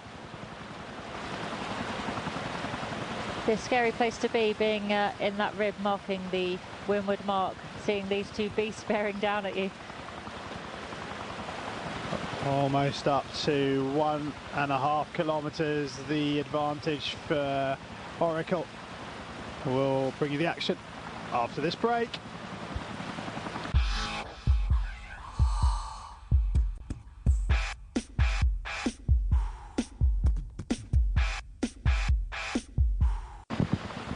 So we are approaching the windward mark, and BMW Oracle have a huge advantage over the defenders Alinghi. And what a sight this is. Look how small that rib looks compared to this beast bearing down on it. You think that's small? Try being the person on board that has to watch them round the mark. Look at the armada behind them trying to keep up.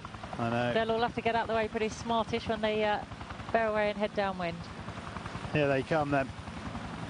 Alinghi making a little bit of a dent into the deficit. Still with a penalty hanging over them. Lots of pointing going on. So the crew members there getting set up on the middle float, ready for the bear away at the mark, getting their line sorted. They've got that big head sail hoisted ahead of their upwind sail, the big bear away now as they round the mark. Through the mark. You wouldn't want to be on that boat if they straddled you with one of their skids either side. Definitely unfurling the big downwind sail there. We saw them just getting that ready, didn't we, before we went to the break, and just trying to fill it with the wind as quickly as possible. And the upwind jib already being furled away. And here we go, trimming. And now the wind will still feel to them as if it's almost upwind sailing. You can see that's pretty flat shaped downwind sail, but it's just because of the speed these boats go at, brings the apparent wind, what they feel, very far forwards. It's taken them about an hour and a half to do the 20 miles up, and it will be slightly quicker down wind. Slightly quicker downwind. They can't go in a direct straight line because they're going to want to jibe to keep the angles, to keep the boat speed up. So whereas before they tacked, this time they'll be jibing on their way down. And the Swiss will have a good view of the American boat as it disappears off with the extra sails downwind, but we'll be hoping, or they'll be hoping, that the advantage that is thought to be with them is actually with them. Well, time's been called on Alinghi to hoist this downwind sail that they're hoping will give them a bit of speed advantage over BMW Oracle.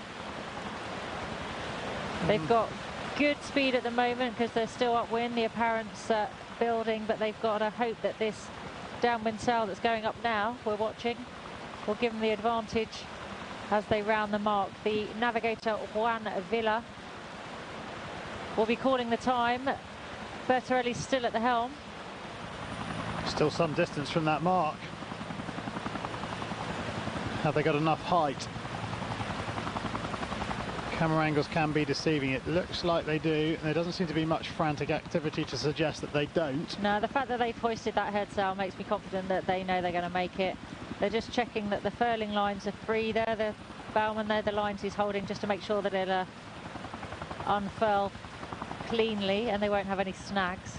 No, and they certainly do have enough height. They've just got to make sure they turn at the right time. Slight bear away there as they're getting ready. See them coming into the mark. So over 2.5 minutes see how big gone. that gap is. Well, you did say that the gap would be minutes as opposed to seconds, and you're being proved correct at the moment. We haven't seen that for a while. Yeah, follow my leader, unfortunately. It would have been better with them being close. So we've currently got about 7 knots here at this windward mark as we watch Alinghi round the mark. Breeze is about 7 knots at the windward mark as Alinghi prepare to bear away. And here they go. The armada of ships behind them.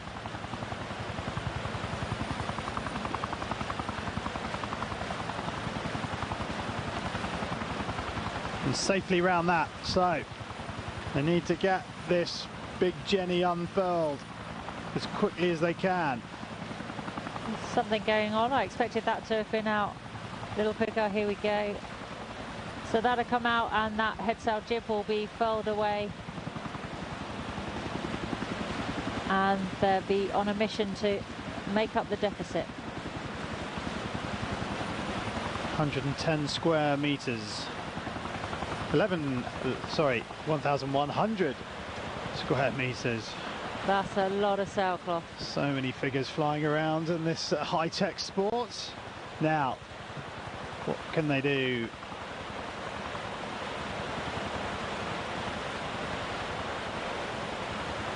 That is the distance they need to make up.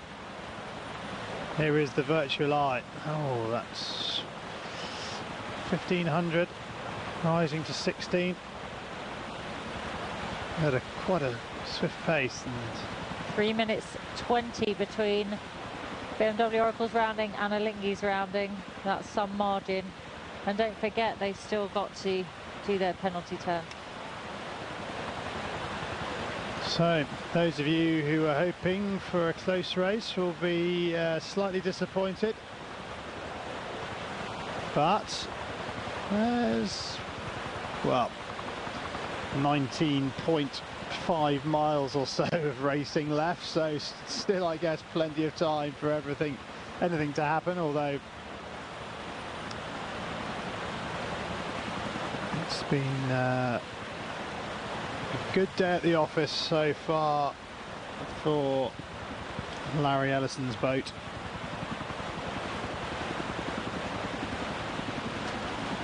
That head sail just being taken in, and well, they've got the power, they're hull flying easily there. You just see the water coming out the water ballast, skid. getting rid of that.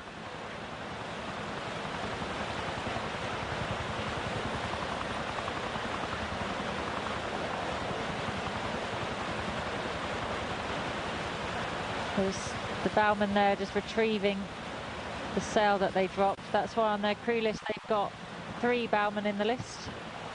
Yeah, Pete van Neuvenhausen, Curtis Blewett and Jan Dekker. They've got a lot to do, so they needed the extra people. They're just playing angles there. As they lose the power, they then come up to gain the power again. Hull starts flying. As they get the power on and the speed, they can bear away, and that's why you've got that zigzagging effect. But if you look further up the course, you don't see any of that with Oracle. No, again, they're much more consistent. That consistency we spoke about in the upwind leg is proving itself downwind now, and they're down they're again. quite happy. Alinghi, this is not smooth sailing. It's a real struggle for them. 1 hour 27 minutes for. No, we got there 1 minute 27 sorry. seconds that Alinghi were ahead going across the start line. And 3:21 at the mark, so that's well, near enough 5 minutes swing in that at 20 minutes. So, well, if that continues, there could be a 12-minute gap at the finish. The helms are having to work pretty hard, and I know that information will be fed into the helms to keep the power on, keep them going as fast as they can.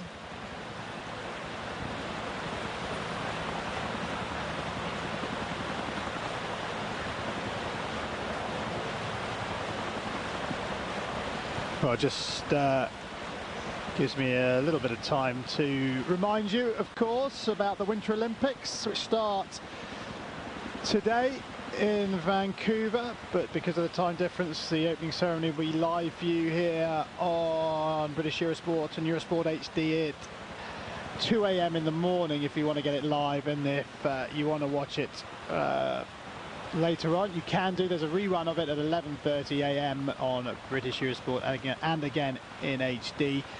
And naturally, we have 24/7 comprehensive coverage of the games when they get underway. And we start with the alpine skiing and the men's downhill from Whistler Mountain. Saturday, 7:30 PM live on British Eurosport and Eurosport HD. Do not miss it, because it will be a belter. Well, this in Valencia started off as a belter at the start, where BMW Oracle forced a penalty against Alinghi, but here we're watching the downwind leg of the first race in best of 3 series, and BMW Oracle are clear ahead with a clear speed advantage, where we thought Alinghi may have a good downwind performance against the trimaran. We're not seeing that at the moment. They're struggling to keep the power and the speed. That windward hull is just dropping back into the water, and you can see ahead that BMW Oracle are keeping that flying happily, keeping that breeze and power consistent. Sailing off into the sunset, literally. That's sad to see for the Alinghi sailors.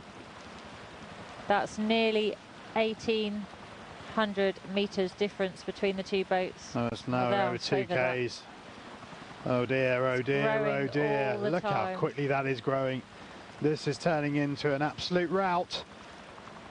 And this is a disaster for the Swiss team, and well, even if they do manage to get the win on Sunday, that will take it through to the third and deciding race, they are going to have to come up with something truly special to have any chance of retaining their trophy.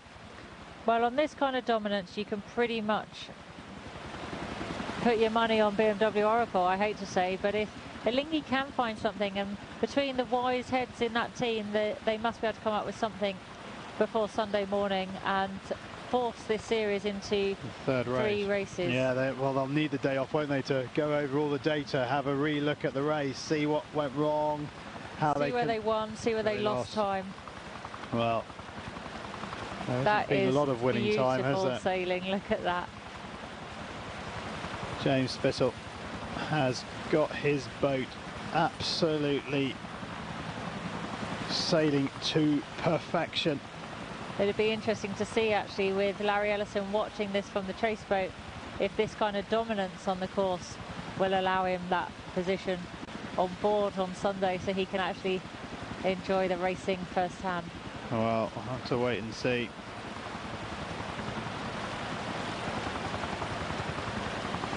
But at the moment, it's a procession, isn't it? And they're relaxed, they're pretty happy. The bowman there just hanging out. Having a smile. They're not even down in the aerodynamic position that they were in earlier. Just enjoying the view that being launched that high above the water can give you. Well, we are going to have a quick commercial break, and when we come back we will see if Alinghi's troubles get any better, but on the basis of what we've seen so far, it's unlikely to happen. We'll see you in a minute.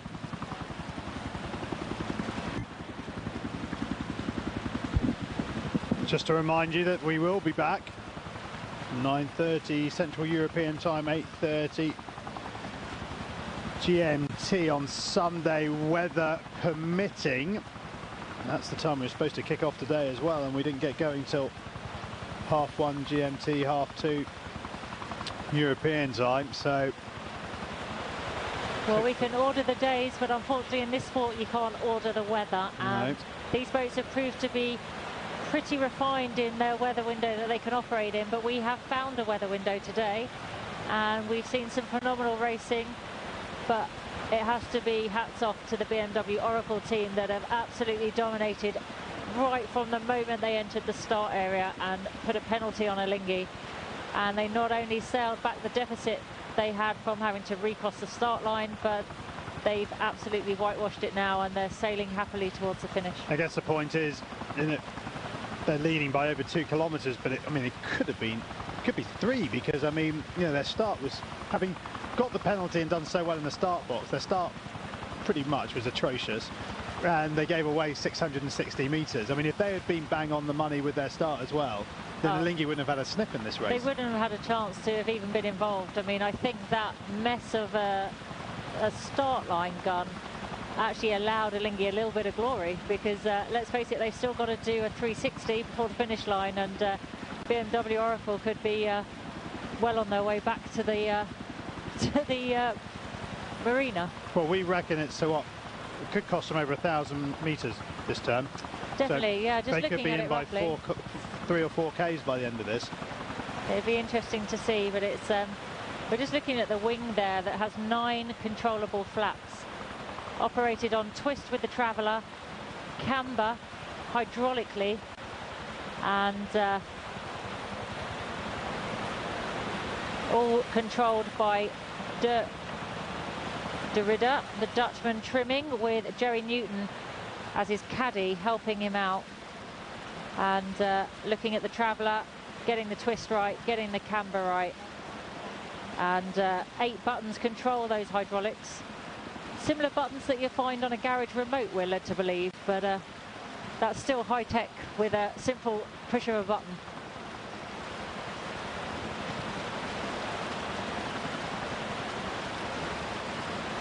James Spittle there doing a remarkable job, helming to victory. In constant communication, heads-up display. We're closing 3,000 metres difference between these two boats. It's phenomenal the way that lead has grown. Alinghi have really struggled on this downwind leg to light up. They've struggled for power, and every time that windward hull drops in the water, they're having to steer higher again to get the power on, so they're struggling as to they're steer. doing now.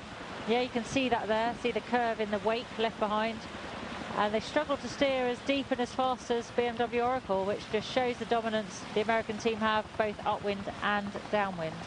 So net on that upwind leg, BMW Oracle pulled back something around 5 minutes on Alinghi. So, well, it's safe to say if this was a boxing match, the referee would have stopped it by now, wouldn't he? Yeah, it would have been clear out and out, but this lead is growing all the time, and the Swiss are finding nothing to fight back. Well, it's going to have to take something new feel of a, well, catastrophe for BMW Oracle, or something physical on the boat to give way for this not to give them a 1-0 lead in this best of 3 series.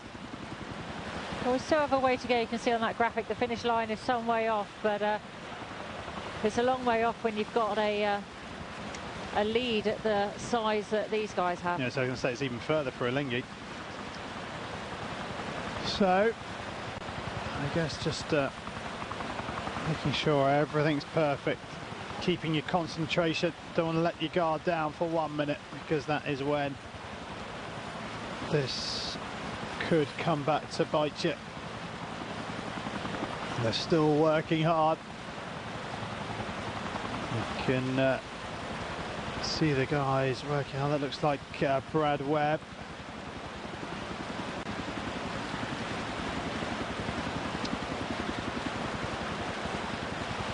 See, difficult to see who's who. Maybe we should ask for numbers on the back to help us identify them all when they got their woolly hats on. I was going to say, with the temperatures they had this morning, they were all bundled up in jackets and matching hats. It was pretty tricky. The dead giveaway, I think, is James. He does us all a favour. He doesn't change position and he wears a backpack. And he's got a black hat on, although that could be him there, but he hasn't got a backpack on, so that's who we're looking for. And there is the virtual eye again, from the head on. And then you can just see the difference in the line traced by both boats. The Alinghi can hold the higher line. And, well, here we go again. That lead is absolutely rocketing, and it's just that failure of Alinghi being able to load up their sail that means they have to keep just trying to find some wind from somewhere. They can't. What a fantastic shot that is. I was going to say, they just can't keep on the same course. Always having to just bring it to port a little bit to find more wind, and the speed difference. They find it and then they'll lose it again, whereas Oracle, there, you know, there's not much movement, is there, when you look at the two figures? And we're just watching Alinghi there do a jibe. That was a very smooth manoeuvre. Park fell with the head sail just to get it in front of the mast so it can pass through cleanly. But they're still struggling not to sail. They don't manage to sail as deep or as fast as BMW Oracle. But they're going for where they think there's more pressure. Well, they've got to try something. And is Oracle doing the same? There they are. Just matching Alinghi. Just looking over the back, and the shout comes through that they've jibed, so no panic, just follow through.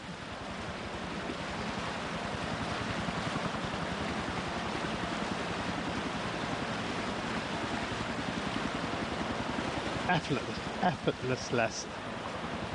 If that's a word. If that is a word, but you know what I'm trying to say. We've been in here quite a long time waiting for this. Waiting a remarkable start, and now just watching poetry in motion. Watching BMW Oracle sail is so cool.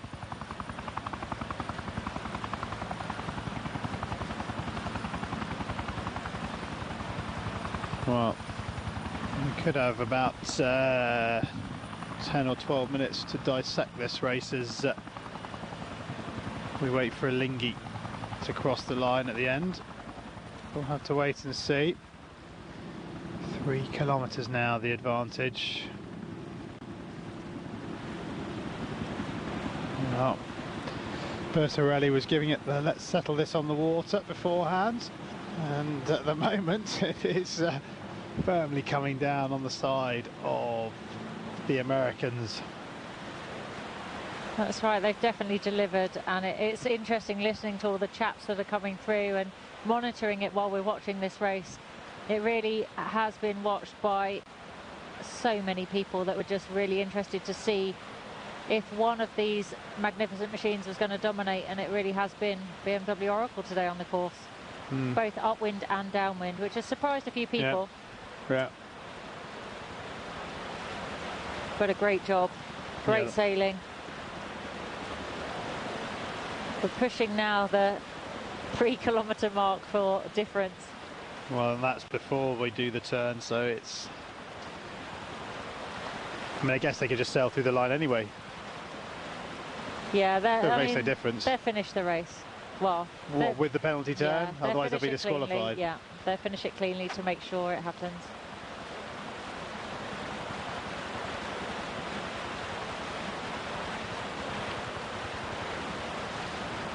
Oh, what a nice position for the Americans to be in, and we reckon that we're about 36. Well, there you go, you can see how quickly the Americans are going and how quickly that predicted finish time will be. So yeah, we'll be in for, if it is 34 minutes, yeah, 2 hours 25, which is pretty much what we expected. And that lead is just growing all the time.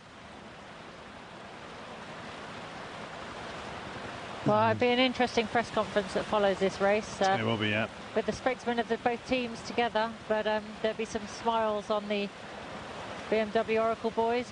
You'd imagine they're not, well, they've been around long enough to know that they're not going to give the full crowing just yet. It was a good performance, but still a long way to go. We could do the press conference ourselves, couldn't we? Definitely. I know there'll be some well thought of little sentences to say that will kind of hint to some things but not give too much away, and Larry Ellison and Russell Coutts will be very proud of their boys performing on the water today. Yeah, neither of them on board, but Russell Coutts continues, it looks like he's set to continue his phenomenal record of never having lost an America's Cup race. Well, he's halfway there, shall we say, at the moment. Well, he is halfway there. I don't want you to put the mockers on this and send a curse out to these guys that are doing such a good job. I need to break my run of mockers, so I'm going to hopefully break it here.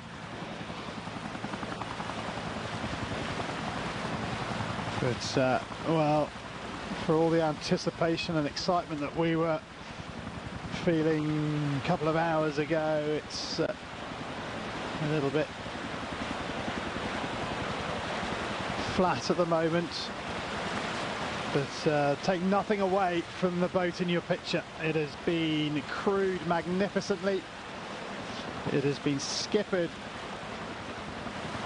also fantastically well by James Spittle, the 31-year-old Australian, and BMW Oracle have thrown down the gauntlet to the defenders, and it may be a gauntlet that Alinghi can't pick up, because so dominant is this boat so far that they have got a lead now of 3¼ kilometers, and it just looks so stable and smooth.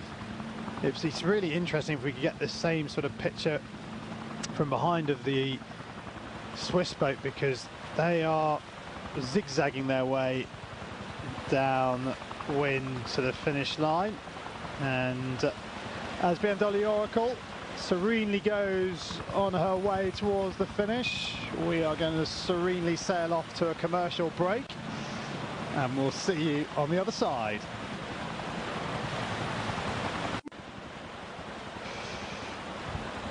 So The lead just in the minute that we've been off air has increased by over 150 meters to 3.3, 3.4, and well, still a distance to go, but do not let that camera angle fool you,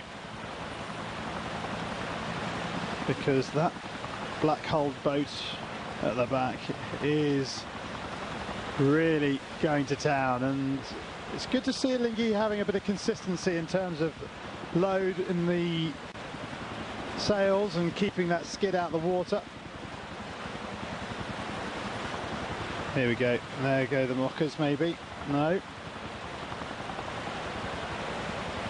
They do seem to be in a much more consistent pressure patch, but they're still just not able to sail quite as deep as BMW Oracle are, which is giving BMW Oracle the advantage because they can sail a little higher and faster, covering Alinghi without any stress. So that actually worked in their favour. Well, that's a big surprise on all the Chatterum is how well that wing is working downwind. Yeah, everybody knew that it was going to be good upwind with the height, but it's very impressive downwind. I guess for the same reason it was going to work so well upwind, it would work for the same downwind. Well, with the options available to Alinghi, there was thought that they would be stronger, but with the speed they have, it really does bring the wind that the boats feel forwards, which is as good as sailing downwind, sailing with an upwind effect, which is why that wing is being pretty impressive.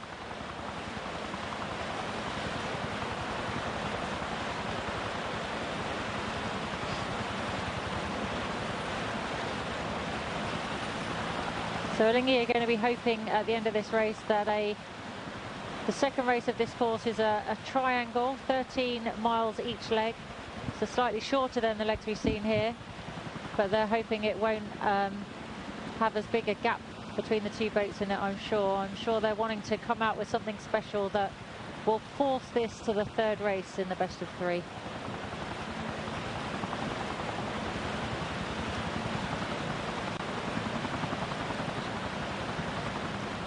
All very calm and collected aboard Oracle as we go back to the virtual eye for a look at Alinghi in there. You see that they're just starting to reduce the deficit, but certainly not at a rate that will be required if they are to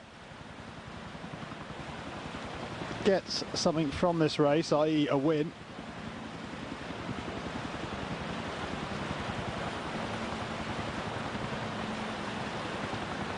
We're just seeing peaks from BMW Oracle of 28.5 knots of boat speed, and we're just seeing 8 knots of breeze, so a pretty impressive boat speed from not a lot. Yeah, and I guess one person we haven't spoken about for the last couple of hours is Harold Bennett, who did an amazing job as the principal race officer in getting this race out. Well, he said you're going to need patience to run this course off Valencia at this time of year, and he was right. We were patient. He's had a tough week, but I'm sure he'll be as relieved as the crews to have seen race one actually get underway and happen. Big decisions, and it's hard when everyone's waiting for you to make it and you're delaying and delaying, but he waited, and he picked a good time because we've had a good race. And we're just seeing here BMW Oracle's boat speeds happily sat at 27, 28 knots, and Alinghi just aren't quite reaching the same peak.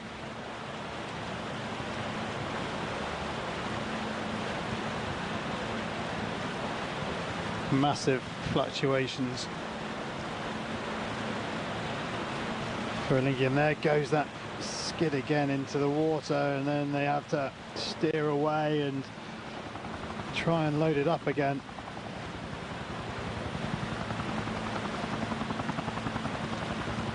If you watch Alinghi's hull dropping there and then coming back up as the pressure comes on, in the background was just BMW Oracle just sat sailing straight with even pressure, hull flying without too much stress.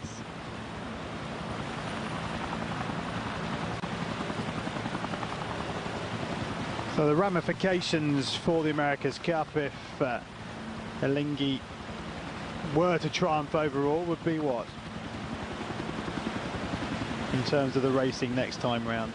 Well, if BMW are triumphant, then I know they're already in talks with another yacht club to be the challenger of record and get underway with the 34th America's Cup, but I think they'll be quite keen to go back to the multi-challenger series like we had with the Louis Vuitton trophy, and the winner ultimately taking on the defender, who in this instance would be BMW Oracle.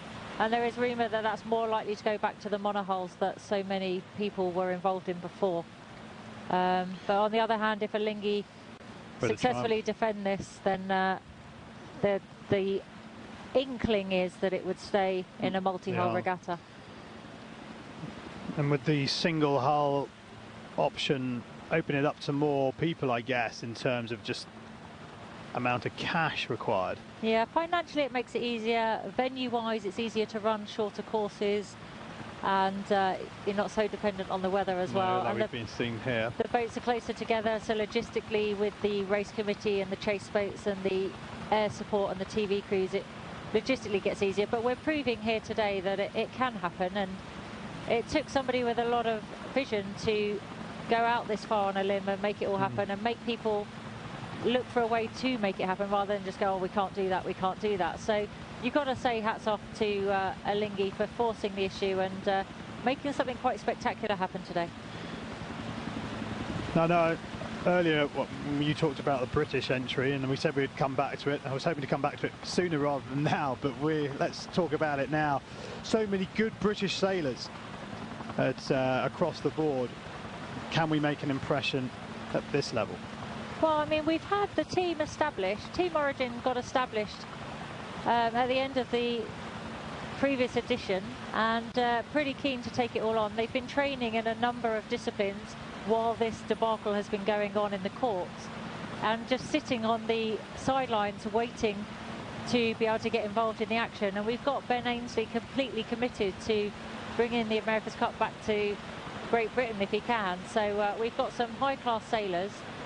Sir Keith Mills has backed it and is very committed to it happening, and that really would be history in the making if we could do it, but there's no reason why they couldn't. They've got the right group of people with the right experience and kind of determination to do it, and if they get the right backing involved and financially are in a position to throw everything they can at it, why shouldn't we win it back? No, well, it'd be magnificent, of course. And something we haven't seen since 1851. In the year it was conceived. Well, there you go. So. And that race just involved a sail around the Isle of Wight, which we lost by 8 minutes, I believe, and then it went to America for 132 years. So thankfully the Australians stopped that domination, and it's been a bit more flexible since then.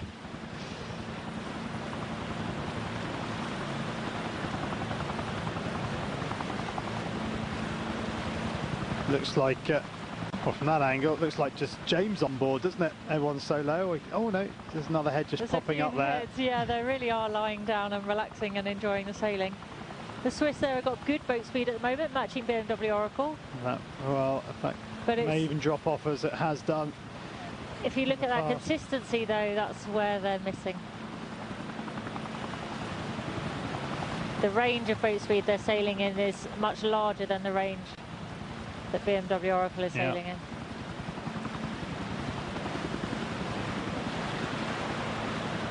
That picture there gives you a better indication just how far away the American team are.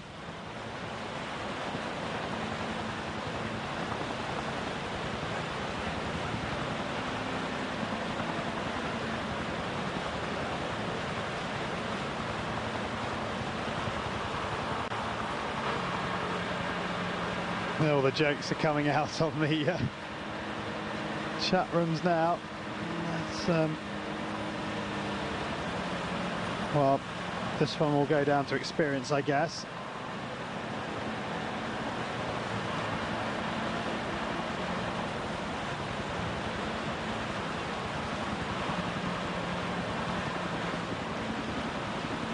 But just effortlessly sailing towards the finish and what would be a magnificent start for the American boat.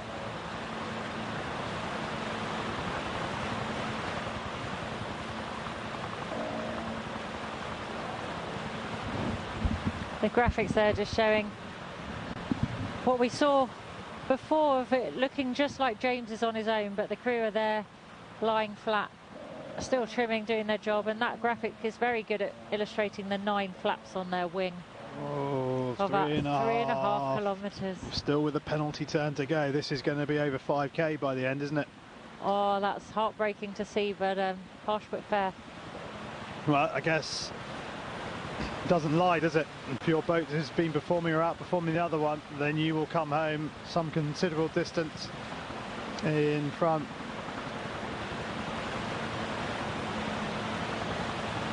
So the crew will all be scratching their heads on board Alinghi now, thinking, what can we do to make the difference? Well, they just have to keep going and see if they can peg them back.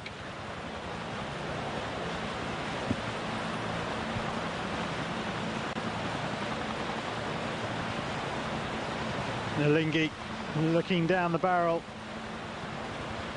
in race 1 of this 33rd edition of the America's Cup. They certainly got the start they wanted,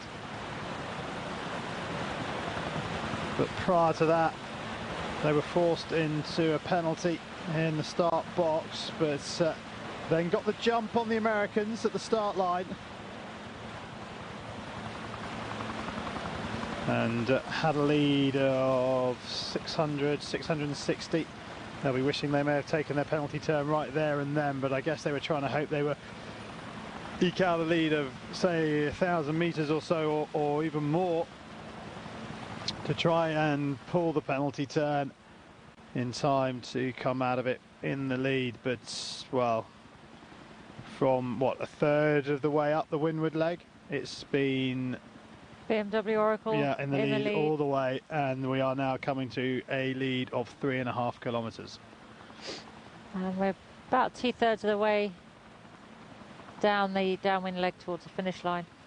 So the runaway to make any difference in that lead is running out rapidly for Alinghi.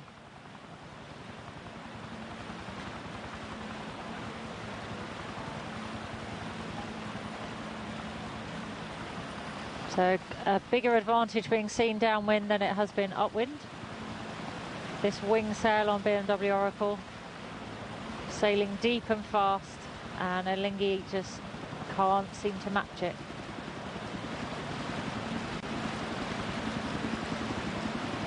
Well, those of you that are going to tune in to our coverage of the second race on Sunday, be advised that we will be on Eurosport 2, and the reason for that is because the Winter Olympics in Vancouver start today, and because of the time difference it means the opening ceremony will actually be tomorrow. That's Saturday, 2 AM in the morning, and it'll be live on British Eurosport and Eurosport HD. But if you miss that because you're pushing out Zeds, there's a rerun of the ceremony on Saturday morning at 11:30 AM, which will be on British Eurosport and again in HD. And of course, as always, we will have a 24/7 comprehensive coverage of the games once they get underway. And for me, we're kicking off with the favourite event, the men's downhill, the alpine skiing in Whistler Mountain, and that is at Saturday evening, 7:30 PM, and it will be live right here on British Eurosport and on Eurosport HD.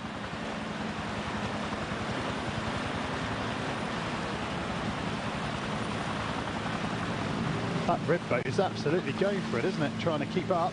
Trying to keep up. I think Oracle are about between 26 and 28 knots, Arno, down to 22. God, it's slow for them, positively slow.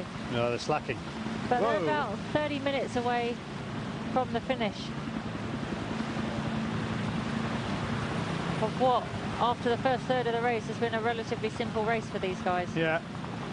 It looked like we may have a game of chess on our hands, but no, it hasn't materialised that way. And Alinghi, unfortunately, have had no answer for the speed and power of BMW Oracle Racing. They may have the advantage at the moment in terms of speed, but that has been certainly not the case throughout the last 2 hours and 11 minutes of racing that we've had. From that shot though, that head sail, that Jenica on Alinghi was incredible. Oh no, they're going to be done for speeding. Look, here come the police. They get everywhere. That's when you don't want it. Speed cameras. Yeah. They didn't tell them they were terrible, terrible. But it just that shows you actually how rough the water is. But when you come back to this boat here, it is, well, it's just so smooth. Yeah, not as telling as what's really going on. It's very deceiving. We mentioned earlier that James Spither was more than happy sailing this boat in 2.5 metre waves. So although this window that we've been talking about for these boats to operate in is quite small, 2.5 metre waves, it's not small. Well, that was big training that they did in San Diego just to make sure they knew the limits of the boat, and it surprised them because they thought she would be much more uncomfortable and much more fragile, but they were confident after that, and so were happy on Wednesday with the conditions that should a race have been called, they would have gone out to do it. Presumably, I mean, it's the difference in the time between the waves. That's right, it's called the wave period. So the wave height is measured from the peak to the trough, but it's the wave period, the time between each crest, that really affects the boats. Because presumably if it was within 90 foot, then that wouldn't be good because the boat would be out of the water and that would put undue pressures and strains on it. So that's right, it's the time scale between the waves that makes a difference and make a ride very uncomfortable and boat breaking stuff, or absolutely fine and you can just ride them. Well, Alinghi have taken a couple of 100 metres off that lead, but certainly not enough, as we're over halfway down the windward, oh sorry, the downwind leg. Oh, getting confused now. And that shot's a very good one at seeing just how much deeper BMW Oracle can sail. That's what happens when you've got too many men, I guess, maybe. But that Jenica on Alinghi, one of the 3 largest in the world at 1,100 square metres, is phenomenal. It goes all the way from that bowsprit almost to the back of the mainsail. I mean, that's how close, the length of the boat almost. It is absolutely amazing. It makes the mainsail seem ridiculously small. Yeah, it does, but unfortunately it isn't having the desired effect, because there we see why. Yeah, exactly. BMW Oracle with this wing sail, this bigger than an A380 Airbus, is just absolutely, well, for want of a better word, flying. Well, the sail's actually made up from a design, carbon and Kevlar struts, and then the film that goes over each of the 9 flaps, or the separate units, is actually aeronautical film. So that's the skin that forms the wing. So that would explain the link to flying there. Very smooth. There you go. So we are going to have another commercial break, and we'll leave you with pictures of BMW Oracle continuing to dominate race 1 of this edition of the America's Cup.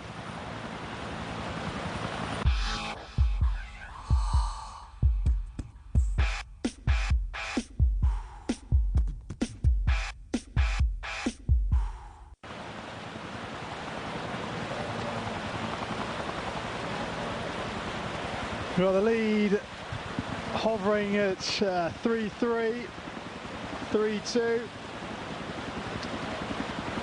And the damage already done by BMW Oracle Racing.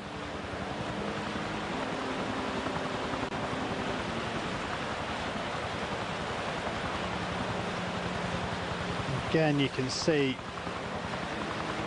Alinghi having to zigzag, trying to find the wind and the load in the sails to get that skid up off the water, and having to come quite hard to starboard to find it. And again, and you can see even the following boat is travelling a lot slower. They've got the edge on speed at the moment, but I think they're getting that speed from sailing slightly higher, so the fact they're going downwind, sailing deep is where the advantage is, because they're able to get to the mark quicker, and that's why BMW Oracle are pulling away all the time. That water you see coming off, that's the ballast being jettisoned.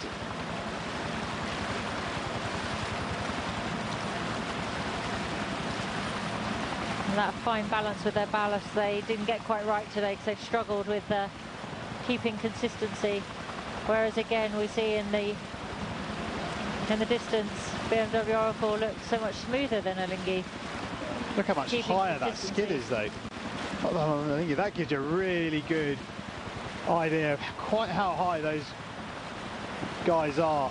I think I'd have quite bad vertigo if I was James Spittle. If you could see past everything that's going on in front of your eyes. That's right, you're busy looking at the screens. It's just a struggle, isn't it? It's just a long struggle for guys on the...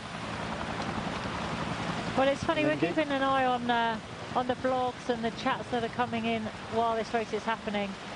And already the difference between the two boats being quite as large as it is creating a discussion of when was the last biggest margin in the America's Cup, and it was down apparently as the 27th in '88 when that infamous mismatch. Dennis Conner had a multi-hull and USA Stars and Stripes it was, and they defeated New Zealand's entry by 18 minutes. Don't forget the 15 seconds. 15 seconds, and then again on race 2 in 21 minutes. And that was the last time a multi-hull was used in the America's Cup, and here we are with multi-hulls on both sides this time, and a huge margin being gained by BMW Oracle, leading Alinghi by some way.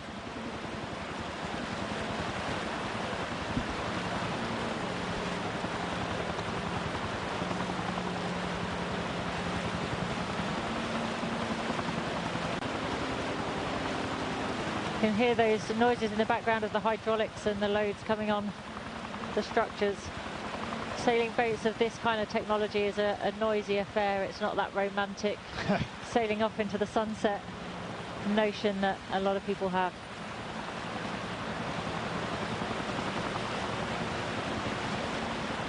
Yeah, the delta or time difference between these two boats, I cast my mind back 3.5 minutes, wasn't it, at the windward mark? 3 minutes 21 windward mark difference. And they reckon it's going to be about 10 minutes to the finish line, which is pretty much what we said we thought would happen. So it really has been... That finish line's coming pretty quick now. Race. 10 minutes is nothing compared to the waiting that was done at the beginning.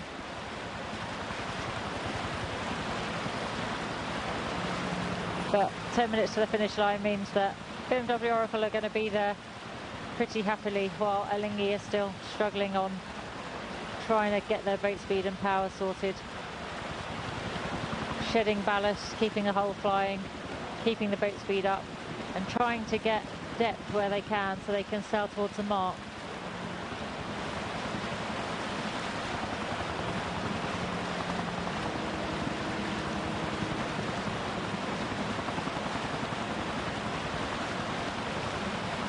Still over 3 kilometres of separation between the two boats, and let's not forget that dreaded penalty turn that Alinghi still have to perform. Oh yeah. Just to rub salt in the wound.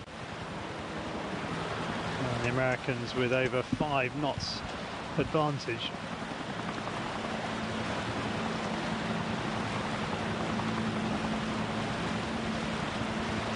All very quiet on Alinghi. I think they know that their race is done.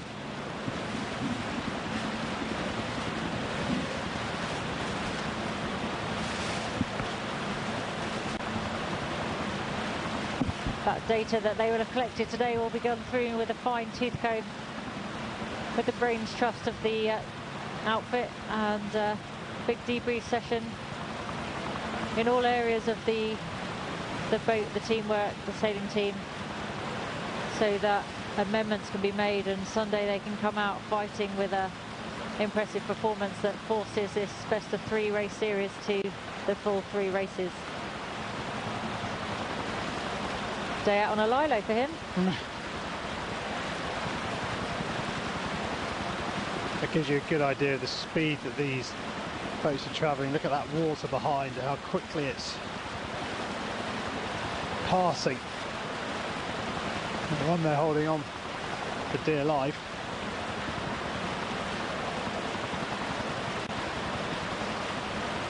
Impressive performance from this 10-man team on board BMW Oracle.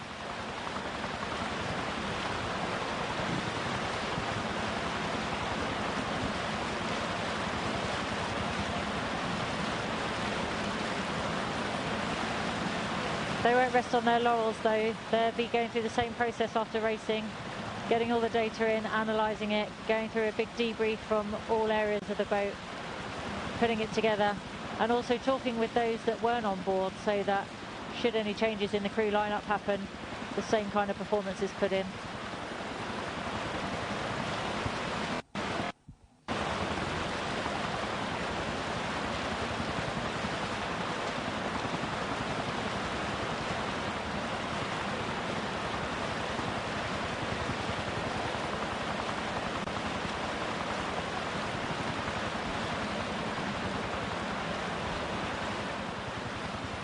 Just had a comment in from star gold medalist Andrew Simpson, who's suggesting that there may be another court case looming for illegal pace. Well, I don't know, Andrew. I think you may have a point there. They seem to have gone to court for everything else. Why not speed? I got to say, James Boyd's actually blogging live from Valencia on the Daily Sail Race blog following this America's Cup, and he's been very good at keeping us well informed, and also accepting all the comments from everybody following his blog, and it's making us chuckle the way people are coming in with their jokes and comments, and it's definitely keeping us amused as we watch this phenomenal race end in such a convincing victory for BMW Oracle by the looks of it. You use the word phenomenal, but almost because I think everyone's so amazed that it's been so one-sided. Yeah, and that was impressive from the beginning when they came in and asserted their authority by forcing that penalty. They were a team with a mission, but following that I was almost jaw-dropped with them just sat dead in the water at the wrong side of the start line, and so impressive with Alinghi's manoeuvrability. But once both boats were on the track, BMW have just blown them away on boat speed and height, and then downwind now in sailing deep.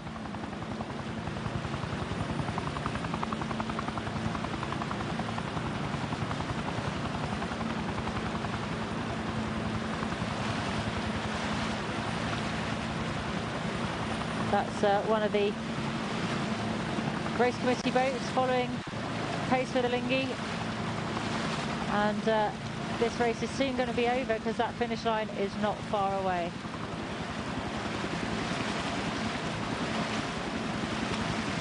And of course we still have the penalty turn to come from the Swiss boat, so there is, well, 0.0001% of them winning this race, with that to come as well.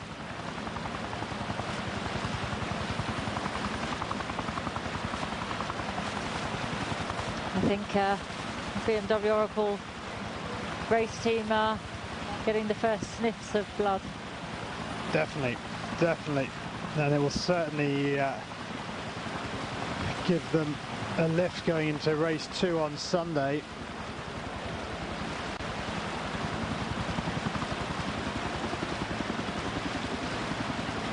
Now let's not forget, when these guys jump off and the boat goes back into the dock, there's another team of a minimum of 4 that jump on board, and to look after it. They then babysit the boat while the race crew are recovering.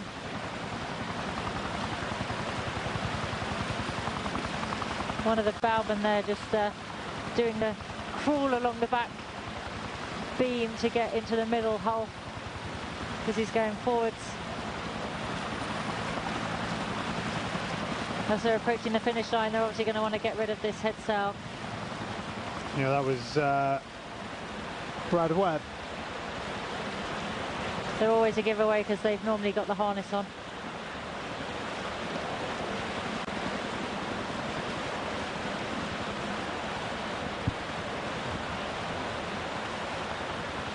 So the lead still 3.6 Ks, which it pretty much has been for most of this downwind leg, hasn't it? Yeah, I think the time difference between BMW Oracle rounding that windward mark was 3 minutes 21 before Alinghi went round.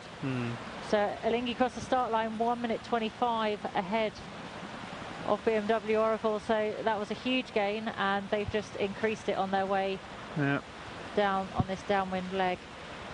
So where is that finish line? There it is. Not far away. No, not far now for the Flying Oracle. And that gives you some indication just how far apart these boats are and how much closer to that finish line BMW Oracle are. Well, having been so dominant for so long, the Swiss are going to have to deal with a really heavy defeat. It'll be a tough press conference to do because people are going to want to know why, or if there was a reason, or what they think they can do before Sunday morning to make a difference. And I guess also because Bertorelli's been so vociferous in let's get out on the water and the best team win and all this. Well, on this form, his side are coming a very distant second. Yeah, they're going to probably be quite cagey, I would expect, and spend a lot of time together as a team with the doors closed for a little while, maybe getting ready for Sunday. Sunday's a different day. Who knows what may happen? And who knows what conditions we'll get either. Yeah. Yeah. Maybe a shorter leg and an extra mark will benefit them. Who knows?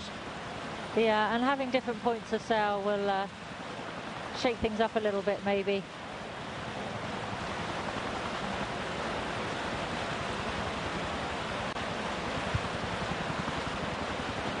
Bertorelli still at the helm.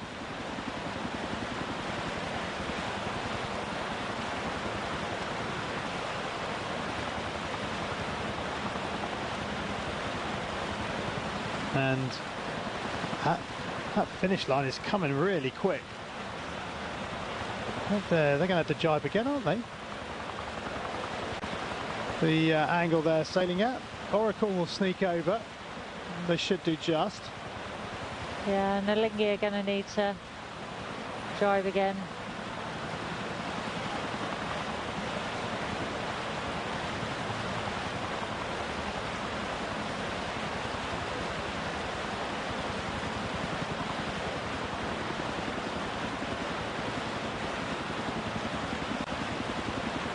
So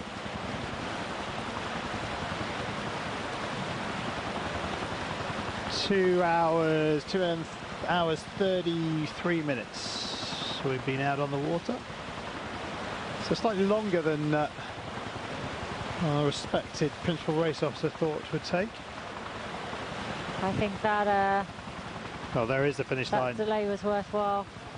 Yeah, well, it was never in any doubt, and Spittle will bring BMW Oracle over the line to win race 1 of the 33rd edition of the America's Cup.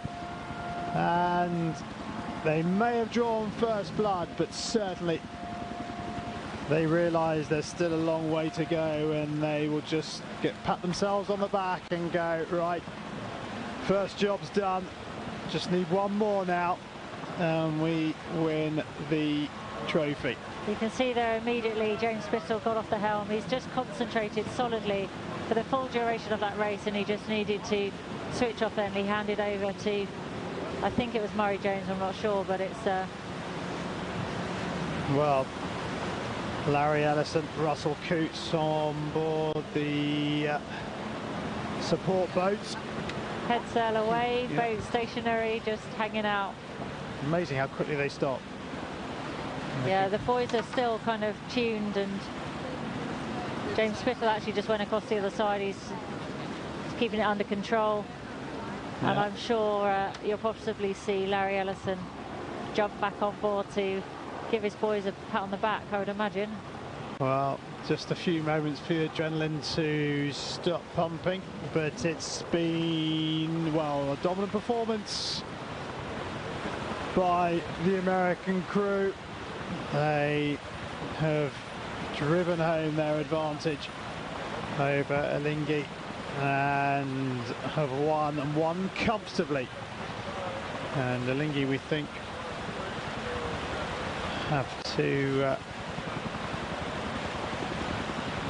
jibe again, but we'll wait and see. And of course they still have a penalty turn to do, so a bad day at the office for Ernesto Bertarelli and his crew.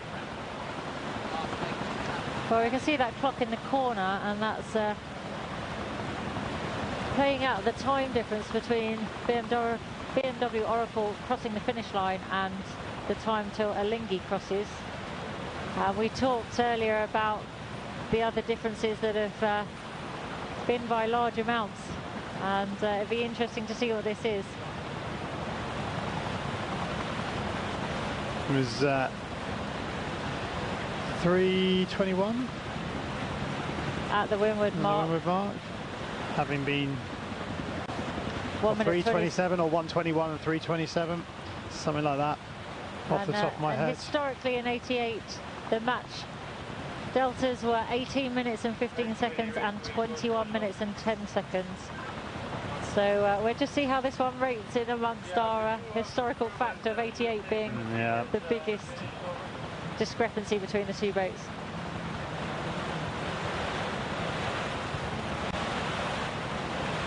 So the blue flashing light indicates that they still have their penalty turn to do. When they've done that, that will go off. But you can't take it away from the trimaran with the wing being hugely successful today. Certainly it's dealt with the conditions better than the Cat.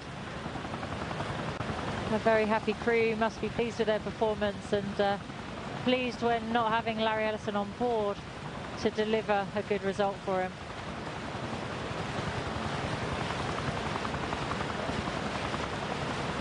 Alinghi know now that all eyes are on them, and they've still got their course to finish.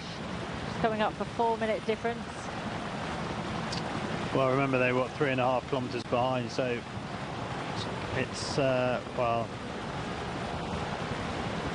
going to be several more minutes yet before the defenders cross the line, as Oracle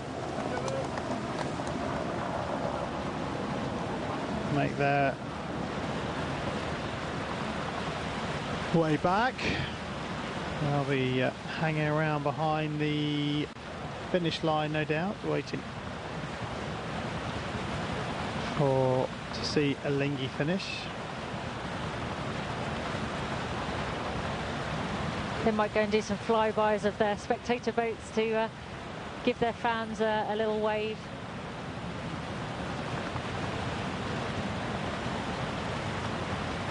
Lonely time this now for the crew on the Alinghi boat. Still having to concentrate on the job at hand. And it's hard not to switch off when it's kind of game over, but they're all still firmly focused on what's ahead. Giving Bertorelli the support there as he's helming.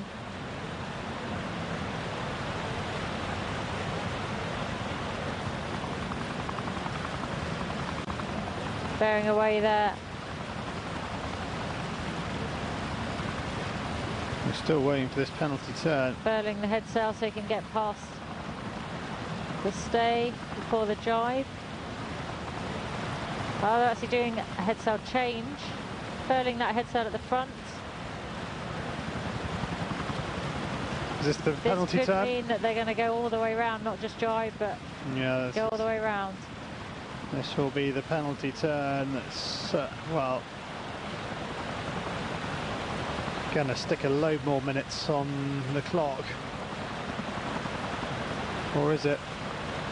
It's very difficult from that angle to see. It's like a lot of spaghetti on the deck there for them to get sorted out.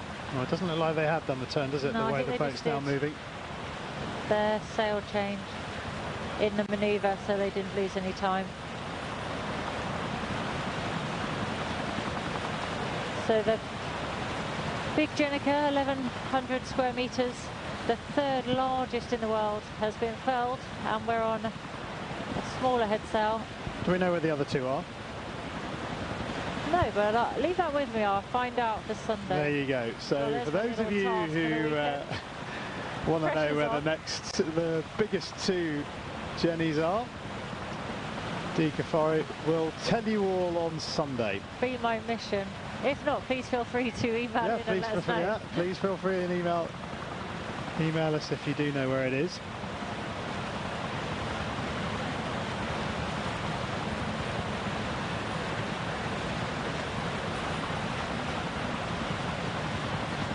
As we sit and watch, and well, we've come a long way.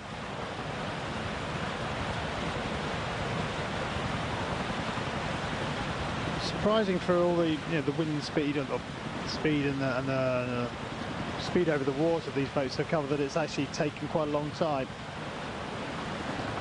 2 hours 40 now.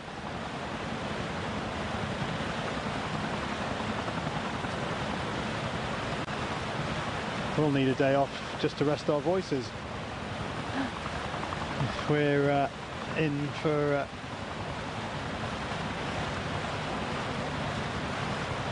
the same duration as yesterday.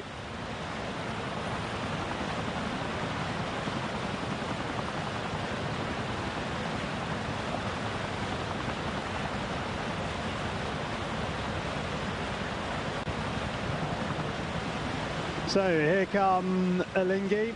They still need to do this penalty turn, which it doesn't look like they're going to do.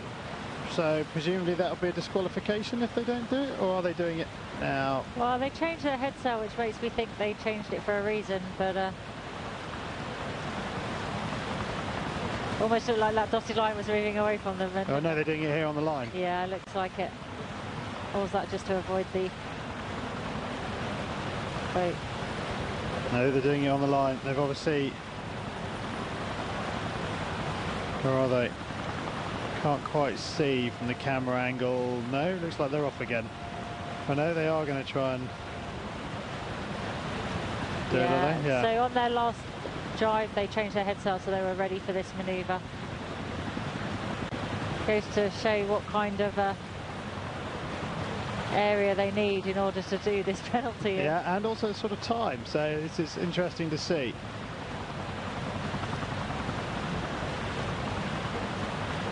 It's a lot of work for the crew. So that will have warmed them up. Fairly swift round to this point. Can they get it round? Yeah, they can. And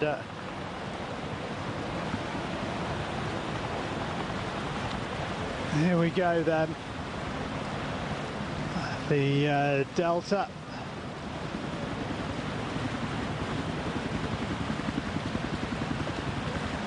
With the time yet to stop, it's going to be around the 10-minute mark.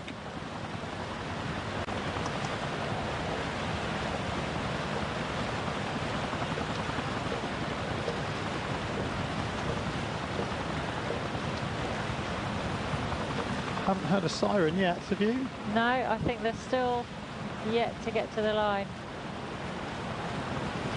Which, given they started this manoeuvre when they were just about on the line, shows you how much room you need to spin one of these. 10 minutes now, the light is off. The penalty turn has been done.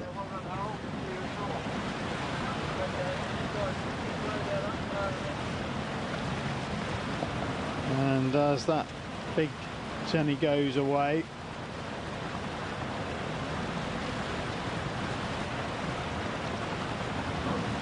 Are they through? Have we done? I think so. I can't. Yeah, the Finnish Delta is 10 minutes and 5 seconds. That is the difference between the two boats in the opening race of the 33rd edition of the America's Cup. First blood to Larry Ellison and BMW Oracle Racing.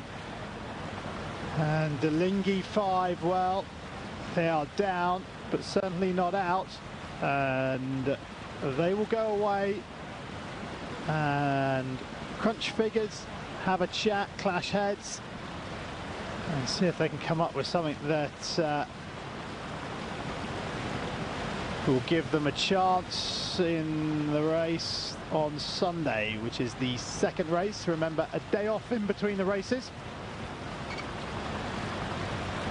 What a great way to start your Valentine's Day, with a little bit of America's Cup action. Yeah, well, it could take up your whole day if it's like today. But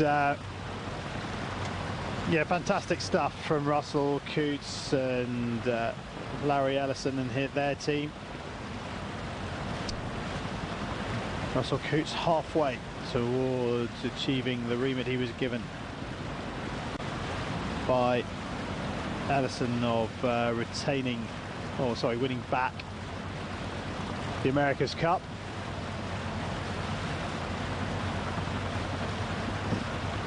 As we go back to the virtual eye, and I guess the post-mortem starts in earnest now.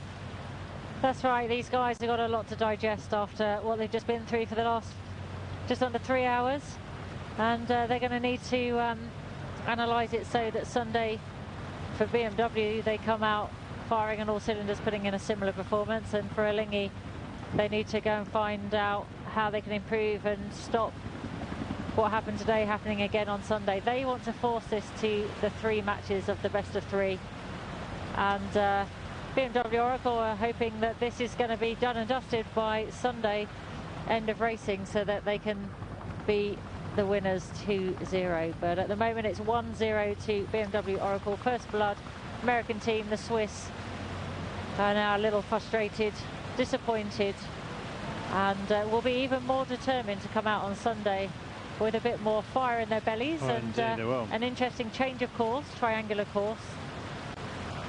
Well, we're going to have a quick commercial break. We'll be back in about a minute to wrap up proceedings here in Valencia.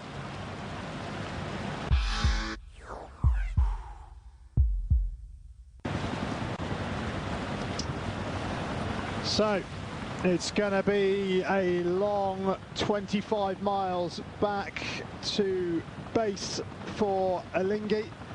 That's how far they are away from ports, and it'll be a time for soul searching, I guess.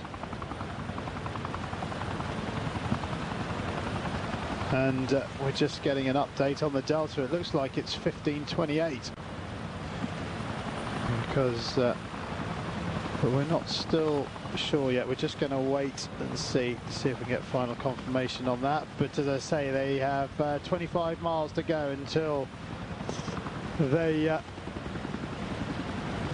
get back to port.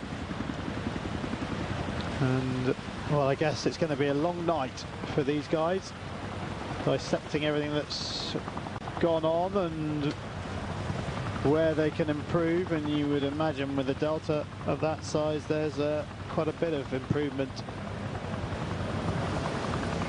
available. These guys, well, they will be perfectionists.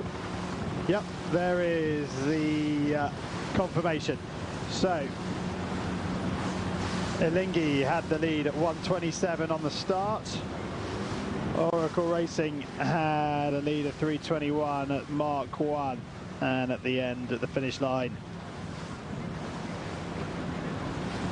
it was 15 minutes 28, so not far off the 18:15 back in 1988 when Dennis Connor's Stars and Stripes did the business over New Zealand's KZ1. 15 minutes is a phenomenal amount, isn't it? If you think of how fast these boats are going, that's a huge amount, a big distance. I mean, is it? Well, is it not embarrassing for Ernesto Bertarelli, having given it so large in the run-up to it? But I mean, obviously, I know there's always a lot of sort of mind games and stuff that goes on. But 15 minutes 28. Well, I think the Alinghi definitely would have wanted it to be closer, and BMW Oracle are going to be loving it. The controversy in that delta is because of an alleged incomplete penalty turn from Alinghi, which is why that, although they were 10 minutes. Okay, they've got an extra difference. 5 minutes. Okay.